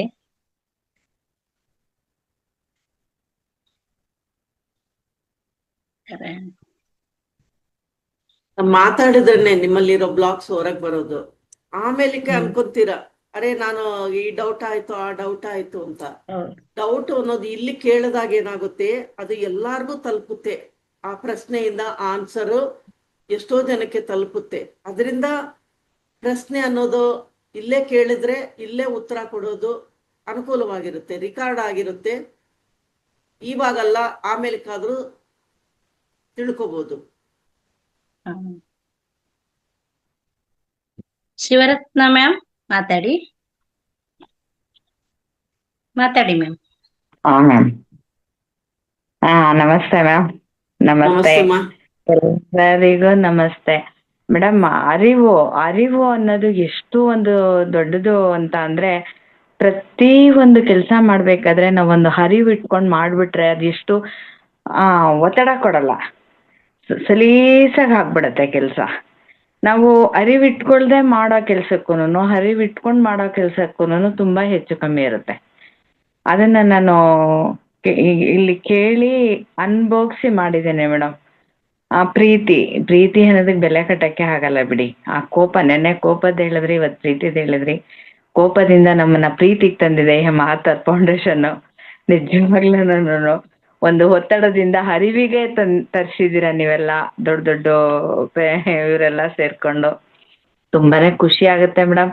ಒಂದು ಏನೋ ನಮ್ಮ ಏಜ್ ಆದವ್ರಿಗಂತೂ ಒಂದು ನಿಜವಾಗ್ಲೂ ಹೇಳ್ಬೇಕು ಅಂತ ಅಂದ್ರೆ, ಒಂದು ಫೌಂಡೇಶನ್ ಒಂದು ಒಳ್ಳೆ ಸ್ಟೇಜ್ ಮೇಡಮ್ ನಮಗೆ. ಈ ತರದ್ದು ಎಲ್ಲ ಸಿಗಲ್ಲ. ಎಷ್ಟು ದೂರ ಎಷ್ಟು ಫೀಸ್ ಕಟ್ಕೊಂಡು ಹೋದ್ರುನು ನಮ್ಗೆ ಈ ತರದ್ದೊಂದು ಸಿಗಲ್ಲ. ಅದನ್ನೆಲ್ಲ ನಾವು ಅನುಭವಿಸ್ತಾ ಇದೀವಿ. ಅದಂತೂ ಹೇಳೋದಿಕ್ಕೆ ನಾನು ತುಂಬಾ ಈಗಲೂ ಖುಷಿ ಎಷ್ಟೋ ಜನ ಆಗುತ್ತೆ. ಹೇಳ್ತಾರೆ, ನೀವು ದುಡ್ಡು ತಗೊಂಡೇನೆ ಕ್ಲಾಸ್ಗಳು ಮಾಡ್ತೀರಾ, ಅದಕ್ಕೆ ಜಾಸ್ತಿ ಜನ ಬರೋದಿಲ್ಲ ಅಂತ. ದುಡ್ಡು ತಗೊಂಡ್ರೆ ಅದಕ್ಕೇನೋ ಉಪಯೋಗ ಇದೆ ಅಂತ. ಸರ್ ಒಂದೇ ಹೇಳಿದ್ದು, ದುಡ್ಡು ತಗೋಬಾರ್ದು. ಪ್ರಕೃತಿ ಕೊಡ್ತಾ ಇರೋ ಶ್ವಾಸನ ಗಮನಿಸಿ ಅಂತ ಹೇಳೋದಕ್ಕೆ ದುಡ್ಡು ತಗೋಬೇಕಾ? ಅದು ತಪ್ಪು ಅಂತ ಸಾರು ಕಡ್ಡಾಯವಾಗಿ ಹೇಳ್ಬಿಟ್ಟಿದ್ದಾರೆ. ಯಾರಿಗ್ ಬೇಕೋ ಅವ್ರ ಅವಶ್ಯಕತೆ ಇದೆ, ಅವ್ರು ಬರ್ತಾರೆ. ಹೌದು. ಅದು ಒಳಗಡೆ ಇಲ್ಲ ಮೇಡಮ್. ಅದು ಏನಾಗುತ್ತೆ ಅಂತ ಅಂದ್ರೆ, ನನ್ನ ಅನುಭವ ಒಳಗಡೆ ಬಂದು ಅದನ್ನ ಅನುಭವಿಸಿದ್ರೇನೆ ಅದ್ರ ರುಚಿ ಟೇಸ್ಟ್ ಏನು ಅಂತ ಅರ್ಥ ಆಗೋದು. ಅದ್ರಲ್ಲಿ ನಾವು ಅನುಭವಿಸೋಕೆ ಇದಾಗೋದು. ಅದು ಗೊತ್ತಿಲ್ಲದೆ ಹೊರಗಡೆನೆ ಇರೋರು ನಾನಾ ತರ ಮಾತಾಡ್ಬೋದು. ಅದು ಅವ್ರಿಗೆ ಗೊತ್ತಿಲ್ಲ ಅದ್ರ ರುಚಿ ಏನು ಅಂತೇಳಿ. ಆದ್ರಿಂದ ಆ ತರ ಆಗತ್ತೆ. ಅದು ಇನ್ನೊಂದು ನನ್ನ ಅನಿಸಿಕೆ, ನಮ್ಗೆ ಯೋಗಗಳಿದ್ರೇನೆ ಇದೆಲ್ಲ ಸಿಗೋದು ಅಂತ ಅನ್ಸುತ್ತೆ. ಇದು ಒಂದು ಒಳಗಡೆ ಅದು ಕೊರೀತಾ ಇರುತ್ತಲ್ಲ, ಅರೆ ಅದು ನಂಗೇನೋ ಬೇಕು ಏನೋ ಬೇಕು ಅಂದಾಗ ಆವಾಗ ಆ ಪ್ರಕೃತಿ ಆ ನಿಯಮ ಪ್ರಕಾರ ನಮ್ಗೆ ಕನೆಕ್ಟಿವಿಟಿ ಅನ್ನೋ ಸಿಗುತ್ತೆ ಅಲ್ಲಿ. ಸಿಗುತ್ತೆ. ಹೌದು ಮೇಡಮ್. ಹೌದು. ಅಲ್ಲಿವರೆಗೂ ನಾವು ಒಪ್ಪೋದಿಲ್ಲ. ಹೌದು. ನಾವು ಈಗ ಬೇರೆದೆಲ್ಲ ನಾವು ಹೋಗಲ್ವಲ್ಲ, ನಮ್ಗೆ ಅದ್ರದ್ದು ಕನೆಕ್ಟಿವಿಟಿ ಕೊಟ್ಟಿಲ್ಲ ಇನ್ನೂ ಭಗವಂತ. ಅದನ್ನ ನಮ್ಗಿಲ್ಲ. ಇದು ಸಿಕ್ಕಿದೆ, ನಮ್ಗೇನೋ ಅದೃಷ್ಟ ಮಾಡಿದೀವಿ ಅಂತ ಅನ್ಕೊಂಡು ಖುಷಿಯಿಂದ ಅದನ್ನ ಅನುಸರಣೆ ಮಾಡ್ಬೇಕಷ್ಟೆ. Thank you madam. ತುಂಬಾ ಖುಷಿ ಆಯ್ತು. Thank you ma'am. Subhadra ma'am ಮಾತಾಡಿ. ನಮಸ್ತೆ ಅನುರಾಧ ಮೇಡಮ್. ನಮಸ್ತೆ ನಿರ್ಮಲಾ ಮೇಡಮ್. ತುಂಬಾ ಚೆನ್ನಾಗಿ ಸ್ವಾಧ್ಯಾಯ ಕೊಟ್ರಿ ಮೇಡಮ್. ನೆನ್ನೆ ಕೋಪದ ಬಗ್ಗೆ, ಇವತ್ತು ಪ್ರೀತಿ ಬಗ್ಗೆ ತುಂಬಾ ಚೆನ್ನಾಗಿತ್ತು. ಪ್ರೀತಿಯನ್ನು ನಮ್ಮಲ್ಲಿದ್ದಾಗ ನಾವು ಬೇರೆಯವ್ರಿಗೆ ಕೊಡೋಕೆ ಸಾಧ್ಯ ಅನ್ನೋದನ್ನ ಚೆನ್ನಾಗಿ ತಿಳಿಸ್ಕೊಟ್ರಿ. ಅದು ಹರಿತಾ ಇರ್ಬೇಕು, ನಿಲ್ಬಾರ್ದು. ಆವಾಗ ಅದು ಅದಷ್ಟು ಕದೆ ಹೋಗೋಕೆ ಸಾಧ್ಯ ಆಗತ್ತೆ ಅಂತ ಹೇಳಿದ್ರಿ. ಮತ್ತೆ ಪ್ರೀತಿ ಅನ್ನೋದನ್ನ ಅರ್ಥ ಮಾಡ್ಕೊಂಡಾಗ ಅದು ಕರುಣೆಯಾಗಿ ಪರಿಣಮಿಸುತ್ತೆ ಅಂತ ನೀವು ಹೇಳಿದ್ರಿ ಮೇಡಮ್. ತುಂಬಾ ಚೆನ್ನಾಗಿ ವಿಶದವಾಗಿ ಸರಳ ರೀತಿಯಲ್ಲಿ ತಿಳಿಸ್ಕೊಟ್ರಿ ಮೇಡಮ್. ತುಂಬು ಹೃದಯದ ಧನ್ಯವಾದಗಳು ಮೇಡಮ್. ನಿಮ್ಗೆ ಹೀಗೆ ನಮ್ಗೆ ಸ್ವಾಧ್ಯಾಯ ಕೊಡ್ತೀರಿ ಮೇಡಮ್. ತುಂಬಾ ಚೆನ್ನಾಗಿತ್ತು. ಧನ್ಯವಾದಗಳು. ಅವಕಾಶ ಕೊಟ್ಟಿದ್ದಕ್ಕಾಗಿ ಧನ್ಯವಾದಗಳು madam. Thank you ma'am. Number ಇಲ್ಲ, ಮಾತಾಡಿ. ಯಾಕೆ ನಿಮ್ಮ ಹೆಸರು ಬಂದೇ ಇಲ್ಲ? ಆಗ್ಲಲ್ತ ಮೇಡಮ್. ನಾನು ಏನೋ ಆಧಾರ ಆಗೋಗಿದೆ ನೆನ್ನೆಯಿಂದ ಚೇಂಜ್ ಮಾಡ್ಕೊಳಕ್. ಓಕೆ ಮ್ಯಾಮ್ ಮಾತಾಡಿ. ನಮಸ್ತೆ ಮೇಡಮ್. ನಿರ್ಮಲಾ ಮೇಡಮ್. ನಮಸ್ತೆ. ಬಗ್ಗೆ ಕೋಪ ಹೇಗೆ ಇದ್ ಮಾಡ್ಕೋಬೇಕು ಅಂತ ನೆನ್ನೆ ತಿಳಿಸ್ತ್ರಿ. ಅದಕ್ಕೆ ಕೋಪನ ಪ್ರೀತಿಯಾಗಿ ಮಾರನೆಗೆ ಬದಲಾವಣೆ ಮಾಡಂಗ್ ಮಾಡಿದಿರಿ ನಮ್ಗೆ. ತುಂಬಾ ಅದ್ಭುತವಾಗಿ ತಿಳಿಸ್ಕೊಟ್ರಿ. ನೀವ್ ಹೇಳ್ದಾಗೆ ಪ್ರೀತಿ ಒಳಗಡೆ ಸುಮ್ನೆ ಇದಾಗಿರ್ಬಾರ್ದು. ಕಪಟವಾದ ಪ್ರೀತಿಯನ್ನ ತೋರ್ಸೋದ್ರಿಂದ ಏನು ಪ್ರಯೋಜನ ಇಲ್ಲ. ಕರ್ತವ್ಯ, ಪ್ರೀತಿ ಮತ್ತೆ ನಾವು ಅವನ್ನ ಎರಡು ಇದರಿಂದ ನಾವು ಸಮನಾಗಿರ್ಬೇಕು, ಅಂತರಂಗದಲ್ಲೂ ಇರ್ಬೇಕು ಅಂತ ತಿಳಿಸ್ಕೊಟ್ರಿ. ಹೌದು, ದ್ವೇಷಿಗಳನ್ನ ನಾವು ಪ್ರೀತಿಸ್ತಾ ಇದ್ರೆ ಅವರು ಬದಲಾವಣೆ ಆಗ್ತಾರೆ ಅಂತ ಒಂದು ಹೇಳಿದ್ರು. ಹಾಗಾಗಿ ನಾವು ಕಪಟವಾದ ಪ್ರೀತಿ ಇದ್ ಮಾಡ್ಬಾರ್ದು ಅಂತ ಹೇಳಿದ್ರು. ತುಂಬಾ ಅದ್ಭುತವಾದ ಒಂದು ನಿರ್ಮಲವಾದ ಪ್ರೀತಿ ತೋರಿಸ್ಬೇಕು ಅಂತ ತಿಳಿಸ್ಕೊಟ್ರಿ ಮೇಡಮ್. ತುಂಬಾ ಚೆನ್ನಾಗಿತ್ತು. Thank you. Thank you. Thank you ಮಾ. Thank you ma'am. Shailaja madam ಮಾತಾಡಿ. ನಮಸ್ತೆ ಅನ್ನಪೂರ್ಣ ಮೇಡಮ್. ನಮಸ್ತೆ ನಿರ್ಮಲಾ ಮೇಡಮ್. ಥ್ಯಾಂಕ್ ಯು ಮಾ. ನಮಸ್ತೆ. ಸ್ವಯಂ ಪ್ರೀತಿಯ ಬಗ್ಗೆ ತುಂಬಾ ಚೆನ್ನಾಗಿ ವಿವರವಾಗಿ ನಮ್ಗೆ ಹೇಳ್ಕೊಟ್ರಿ ಮೇಡಮ್. ನಿನ್ನೆ ಕ್ಲಾಸ್ ಮಿಸ್ ಆಗ್ಬಿಡ್ತು ನಂಗೆ. ಮನೇಲಿ ಇದು ಗೆಸ್ಟ್ ಎಲ್ಲ ಇದ್ರು, ಇಲ್ದಿದ್ರೆ ಯಾವಾಗ್ಲೂ ನಾನು ಅಟೆಂಡ್ ಮಾಡ್ತೇನೆ. 1-2 ತಿಂಗಳಾಯ್ತು ನಾನು ಈ ಫೌಂಡೇಶನ್ ನಂಗೆ ಪರಿಚಯ ಆಗಿದ್ದು. ಮಾತಾರ್ ಫೌಂಡೇಶನ್ ಇದು ತುಂಬಾ ಚೆನ್ನಾಗಿ, ತುಂಬಾ ಪೀಸ್ ಆಗಿ, ಶಾಂತಿಯಾಗಿ, ಮೈಂಡ್ ತುಂಬಾ ಇದಾಗಿದೆ ಇದಕ್ಕೆ ಸೇರಿದ್ಮೇಲೆ. ಮತ್ತೆ ತುಂಬಾ ನಾವ್ ಪ್ರೀತಿಯಿಂದ ಎಲ್ಲವನ್ನು ಗೆಲ್ಬಹುದು ಅಲ್ವಾ ಮೇಡಮ್? ಪ್ರೀತಿಯಿಂದ ತುಂಬಾ ಎಲ್ರನ್ನು ನಾವು ಪ್ರೀತಿಯಿಂದಲೇ ಕಾಣ್ಬೇಕು. ನಮ್ಮನ್ನು ದ್ವೇಷಿಸುವವ್ರನ್ನು ನಾವು ಪ್ರೀತಿಯಿಂದಲೇ ಗೆಲ್ಬೇಕು. ತುಂಬಾ ಖುಷಿ ಆಯ್ತು ಮೇಡಮ್. ನೀವು ಹೇಳಿದ ಎಲ್ಲಾ ವಿಷಯಗಳನ್ನು ನಾವು ಜೀವನದಲ್ಲಿ ಅಳವಡಿಸ್ಕೊಳ್ಬೇಕು madam. Thank you so much. Thank you ಮಾ. ಅದು ಅಳವಡಿಸ್ಕೊಂಡಾಗ ಮಾತ್ರನೇ ಅದು ಅರ್ಥಪೂರ್ಣವಾಗಿ, ಸಂಪೂರ್ಣವಾಗಿ ನಮ್ಗೆ ಸಿಗೋದು. ಇಲ್ಲ ಅಂದ್ರೆ ನಾವ್ ಅದನ್ನ ಜೀರ್ಣಿಸ್ಕೊಳಕ್ಕೆ ಆಗೋದಿಲ್ಲ. ಹೌದು madam. Thank you ma'am. Thank you ma'am. Thank you ಮಾ.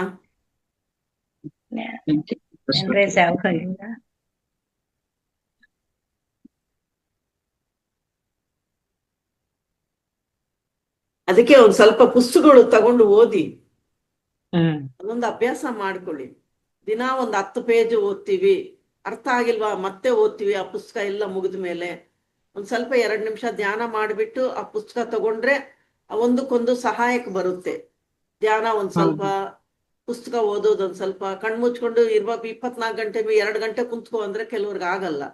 ಆವಾಗ ಏನಾಗುತ್ತೆ, ಒಂದ್ ಸ್ವಲ್ಪ ಪುಸ್ತಕ ಓದಿ ಆಮೇಲೆ ತಿರುಗಿ ಧ್ಯಾನ, ನಮ್ಮ ಕೆಲಸಗಳು, ಧ್ಯಾನ, ಓದೋದು ಈ ತರ ಮಾಡ್ಕೊಂಡಾಗ ಒಂದಕ್ಕೊಂದು ಸಹಾಯವಾಗಿ ನಿಲ್ಲುತ್ತೆ. ಮಂಜುಳಾ ಮ್ಯಾಮ್, ಮಾದೇವಿ ಅನ್ಮ್ಯೂಟ್ ಮಾಡ್ಕೊಳ್ಳಿ ಎಲ್ಲಾರು. ಮ್ಯಾಮ್ ಇನ್ಯಾರು? ರಮೇಶ್ ಸರ್ ಇದ್ದಾರೆ. ರಮೇಶ್ ಸರ್ ಇದ್ದಾರೆ. ಇದ್ದಾರೆ ಸರ್. ರಮೇಶ್ ಸರ್ ಮಾತಾಡಿ.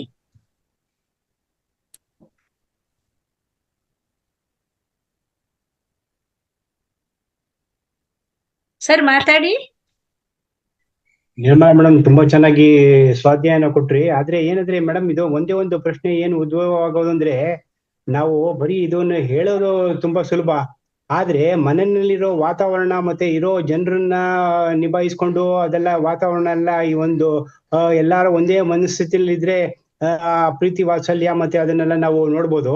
ಒಬ್ಬೊಬ್ರು ಒಂದೊಂದ್ ತರ ಇದ್ದಾಗ ಅವಾಗ ಇದನ್ನೆಲ್ಲ ತುಂಬಾ ಕಷ್ಟ ಆಗುತ್ತೆ. ಯಾಕಂದ್ರೆ ನಾವು ಕಾರ್ಯಗತವಾಗಿ ನಾವು ಪ್ರವಚನ ಕೊಡ್ಬೋದು, ಇದೆಲ್ಲ ಕೊಡ್ಬೋದು, ಬಟ್ ಜೀವನದಲ್ಲಿ ನಾವು ಅನುಭವಿಸ್ಬೇಕಾಗಿದೆಯಲ್ಲ ಅದು ತುಂಬಾ ಕಷ್ಟ ಇದೆ. ಒಬ್ಬೊಬ್ರು ಒಂದೊಂದ್ ತರ ಇರ್ತಾರೆ ವ್ಯಕ್ತಿಗಳು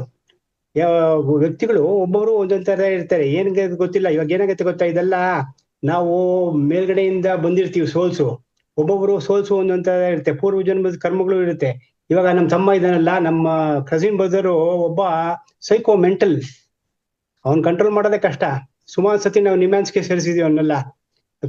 ಅದು ಅವನ್ ಎಷ್ಟು ಅನುಭವಿಸಿದೀವಿ ಅಂದ್ರೆ ಜೀವನದಲ್ಲಿ ಅನುಭವಿಸದೇ ಇರೋದೆಲ್ಲ ಅನುಭವಿಸ್ಬಿಟ್ಟಿದೀವಿ ಗೊತ್ತಾ ನಾವು ಜೀವನದಲ್ಲಿ. ಇಂಥ ವಾತಾವರಣದಲ್ಲಿ ಹೆಂಗೆ ಪ್ರೀತಿ ವಾತ್ಸಲ್ಯದಿಂದ ಇರಕ್ಕಾಗತ್ತೆ?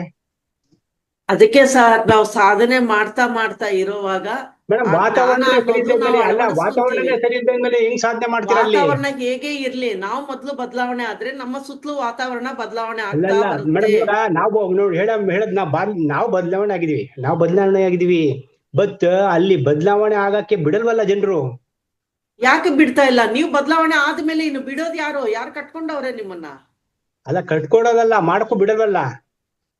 ಅಲ್ಲ ಸರ್, ಆ ಪ್ರೀತಿ ಅನ್ನೋದು ನಾವು ಹಂಚ್ತಾ ಹೋದಾಗ ಅವ್ರು ಹೇಗೆ ಇರ್ಲಿ, ಅದು ನಮಗೆ ಇದು ಅವಕಾಶ ಸಿಕ್ಕಿದೆ ಅಂದ್ರೆ ಏನೋ ಇದರಿಂದ ಕಲಿಬೇಕಾಗಿದೆ ಅನ್ನೋದು ಕೂಡ ಅಲ್ಲಿ ಕಲಿಸ್ತಾ ಇದ್ದಾರೆ ಅವರು. ನಮ್ಮ ಎದುರಾಳಿ ಸರಿಯಾಗಿಲ್ಲ ಅಂತ ನಾವ್ ಯಾವಾಗ್ಲೂ ಆ ದೃಷ್ಟಿಯಿಂದನೇ ನಾವು ನೋಡ್ತಾ ಇದ್ದೀವಿ. ಆದ್ರೆ ಆ ಪರಿಸ್ಥಿತಿ ಏರ್ಪಾಟಾಗೋದಿಕ್ಕೆ, ಆ ಸಂದರ್ಭ ಬರೋದಿಕ್ಕೆ, ನಾನು ಅಲ್ಲಿ ಕಲಿಯೋದಿಕ್ಕೆ ಏನೋ ಇದೆ, ಪಾಠ ಕಲಿಬೇಕು, ಅದರಿಂದ ನನಗೆ ಎದುರಾಗ್ತಾ ಇದೆ ಇದು ಅನ್ನೋದು ನಾವು ಅಲ್ಲೇ ಅರ್ಥ ಮಾಡ್ಕೊಂಡು ರಿಯಾಕ್ಟ್ ಮಾಡ್ತೀವ, ರೆಸ್ಪಾಂಡ್ ಮಾಡ್ತೀವ ಅನ್ನೋದು ಅಲ್ಲಿ ಇರುತ್ತೆ ನಮ್ದು. ಪ್ರಯತ್ನ ಮುಖ್ಯ ಸರ್.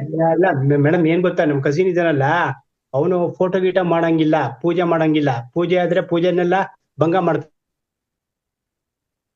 ಸರ್. ಅವ್ರು ಹೇಗಾದ್ರೂ ಇರ್ಲಿ, ನೀವು ನೀವಾಗೆ ಇರಿ, ಅವ್ರನ್ನ ಅವ್ರ ಹಾಗೆ ಬಿಡಿ. ಬ್ರೇಕ್ ಆಗ್ತಾ ಇದೆ ಸರ್. ಬ್ರೇಕ್ ಆಗ್ತಿದೆ ಸರ್. ಬಿಟ್ಬಿಡು, ಇದ್ ಮಾಡ ಸರ್ ಬ್ರೇಕ್ ಆಗ್ತಾ ಇದೆ ವಾಯ್ಸ್, ಕಷ್ಟ. ಏನು ಕೇಳಿಸ್ಲಿಲ್ಲ. Thank you sir. Thank you sir. Break thank you ಆಗ್ತಿದ್ಯಾ? ಸರ್. ಉಮಾದೇವಿ ಮೇಡಮ್ ಮಾತಾಡಿ. ಉಮಾದೇವಿ ಮೇಡಮ್. ನಮಸ್ತೆ thank you sir. Nirmala madam. ನಮಸ್ತೆ ಅನುರಾಧ ಮೇಡಮ್. ನಮಸ್ತೆ ಅಮ್ಮ. ನಮಸ್ತೆ ಮೇಡಮ್. ನಂದು ರಮೇಶ್ ಹೇಳಿ ಪ್ರಶ್ನೆ ಆತರ ನಂದು ಇತ್ತು ಮೇಡಮ್. ಈಗ ನೀವೆಲ್ಲ ಹೇಳಿದ್ದು ಪ್ರೀತಿಯ ಬಗ್ಗೆ ತುಂಬಾ ಸ್ವಾಧ್ಯಾಯ ಕೊಟ್ರಿ, ತುಂಬಾ ಚೆನ್ನಾಗಿತ್ತು.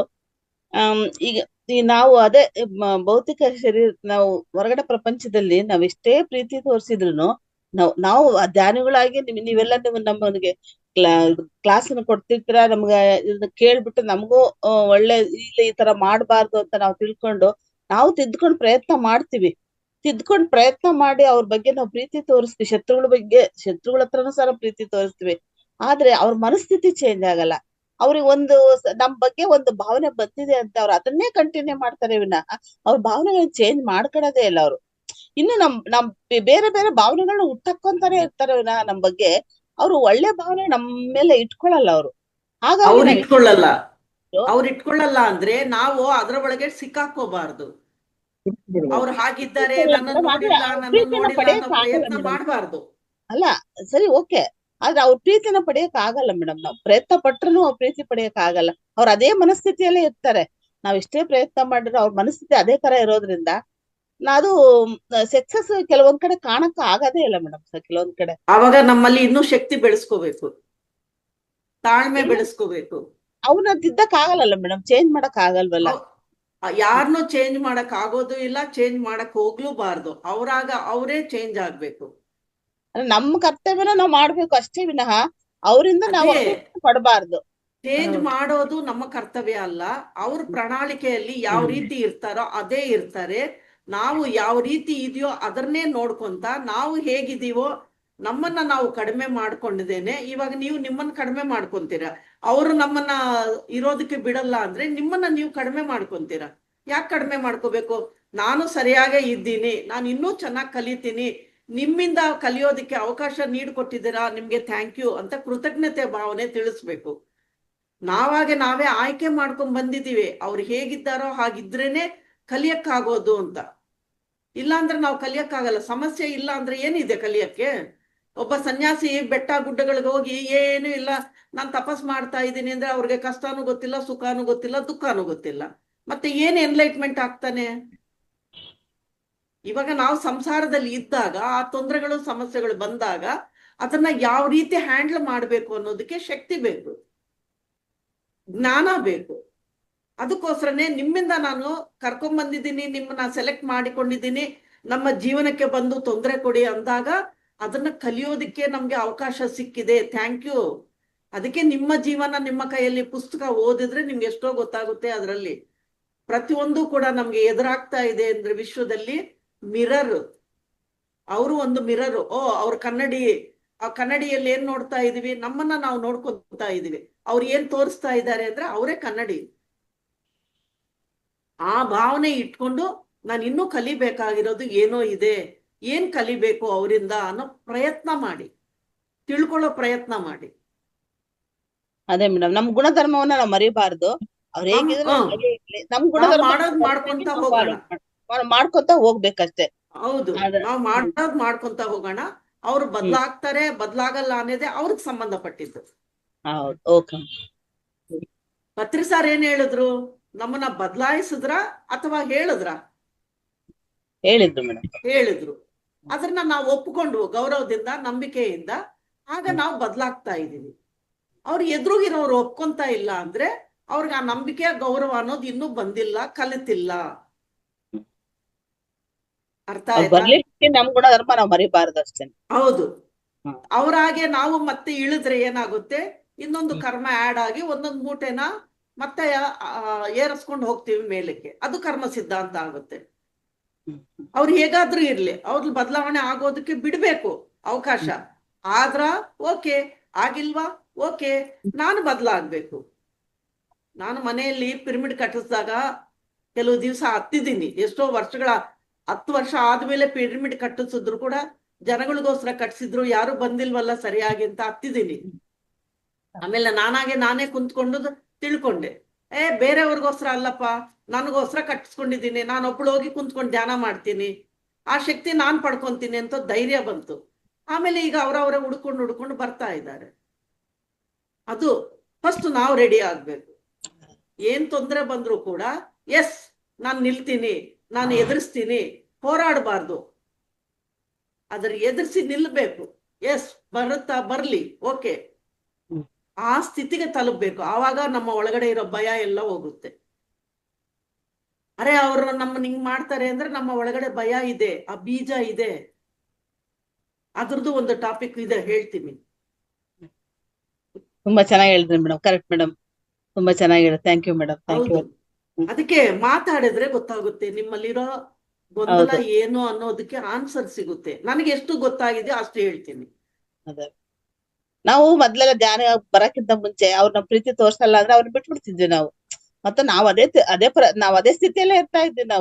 ನಾವು ಸ್ಥಿತಿ ಬದಲಾವಣೆ ಮಾಡ್ಕೊಂತ ಇರ್ಲಿಲ್ಲ. ಅವ್ರು ಬಿಟ್ರ ನಾವು ಬಿಡ್ತಿದ್ವಿ, ಮತ್ತೆ ಅದೇ ಪರಿಸ್ಥಿತಿಯಲ್ಲಿ ನಾವ್ ಇರ್ತಾ ಇದ್ವಿ. ಇವಾಗ ಕರೆಕ್ಟ್ ದಾರಿಗೆ ಬಂದ್ರು. ಇವಾಗ ನಾವ್ ಧ್ಯಾನಕ್ಕೆ ಬಂದ್ಮೇಲೆ ನಿಮ್ಮಂತ ನಿಮ್ಮಂತ ಮಾಸ್ಟರ್ಸ್ ಸ್ವಾಧ್ಯಾಯ ಕೇಳಿದ್ಮೇಲೆ ನಮ್ದು ಏನ್ ತಪ್ಪು ಅನ್ನೋದು ನಮ್ಗೆ ಅರಿವಾಯ್ತು. ಕರೆಕ್ಟ್. Thank you. ನಾವ್ ಎಲ್ಲಿ ಯಾವ ಸ್ಥಾನದಲ್ಲಿ ಯಾವ ಹಂತದಲ್ಲಿ ಇದೀವಿ ಅನ್ನೋದು ನಮಗೂ ಅರಿವಾಗುತ್ತೆ. ಅದಕ್ಕೋಸ್ಕರನೇ ಮಾತಾಡುವಾಗ ಅರಿವಿನಿಂದ ಮಾತಾಡಿ.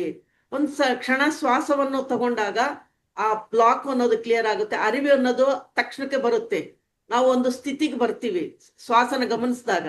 ಹಾಗೇನಾಗುತ್ತೆ, ಒಳಗಡೆ ಏನಾದ್ರೂ ಭಯನೋ ಕೋಪನೋ ಏನಿದ್ರು ಕೂಡ ಅದಂಗೆ ಪಕ್ಕಕ್ಕೆ ಹೋಗುತ್ತೆ. ಸಮಾಧಾನದಿಂದ ಮಾತಾಡಕ್ಕೆ ಆಗುತ್ತೆ.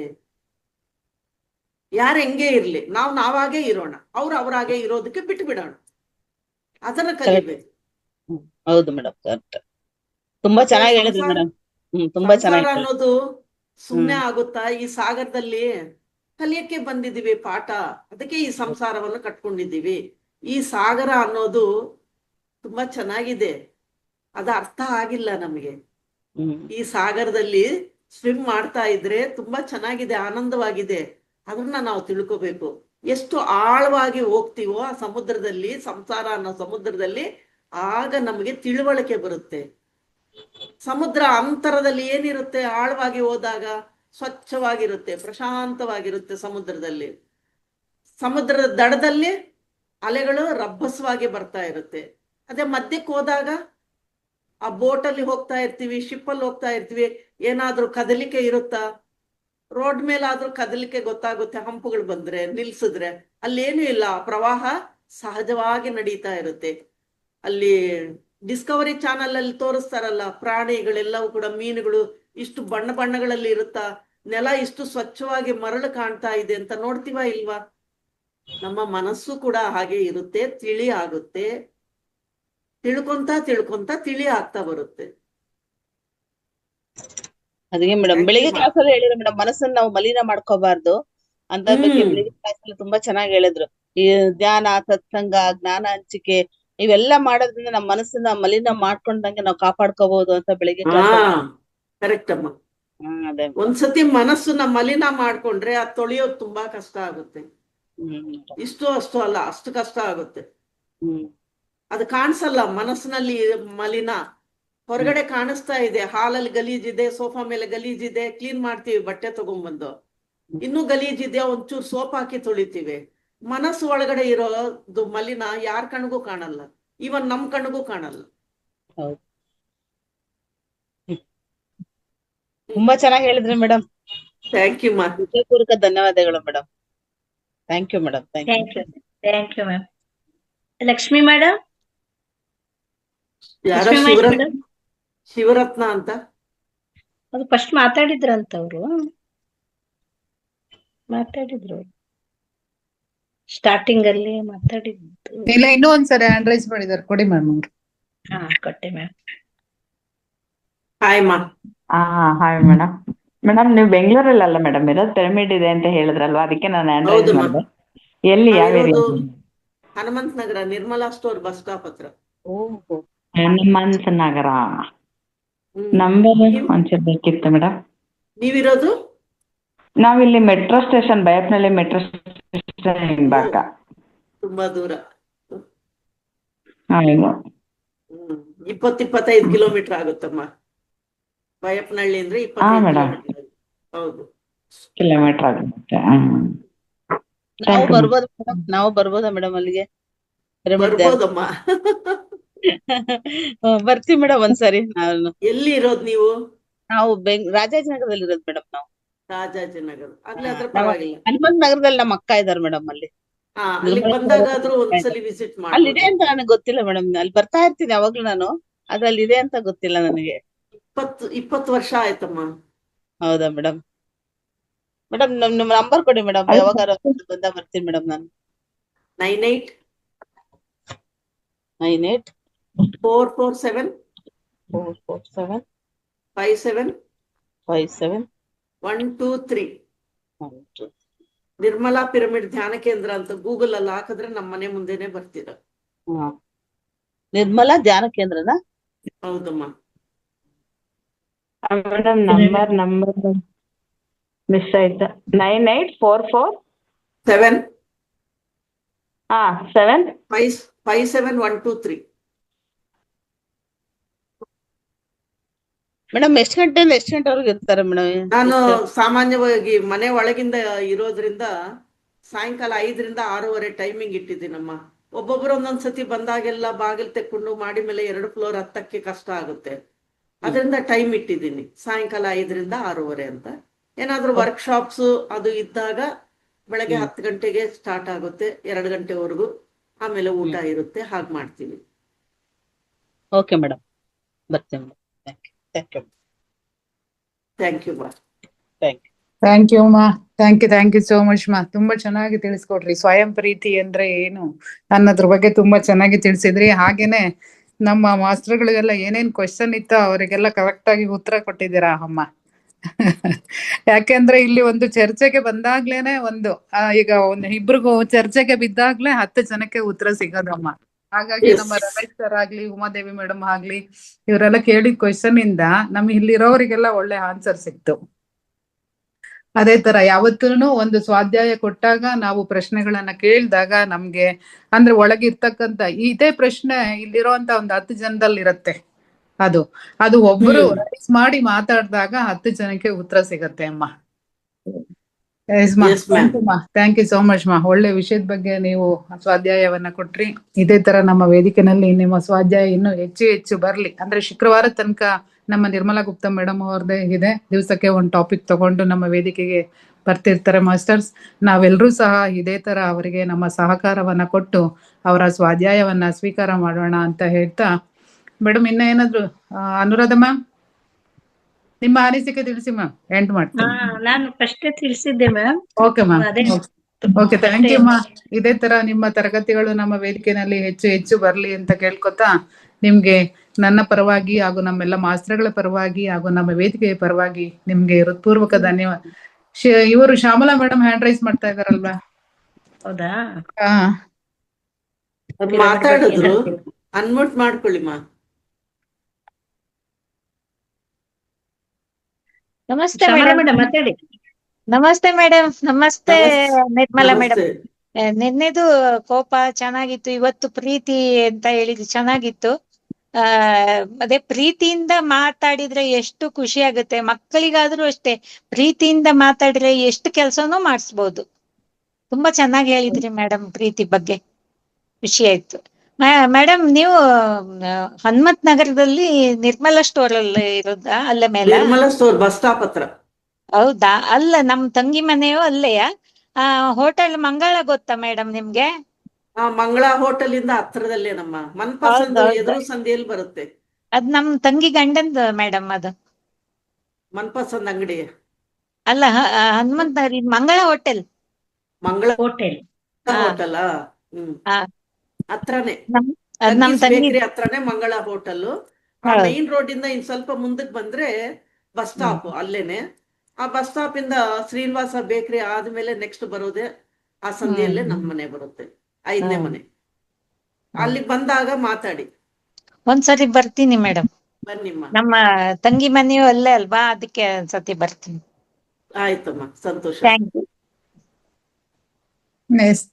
Thank you Shyamala ma'am. Thank you so much. Thank you Anuradha ma'am.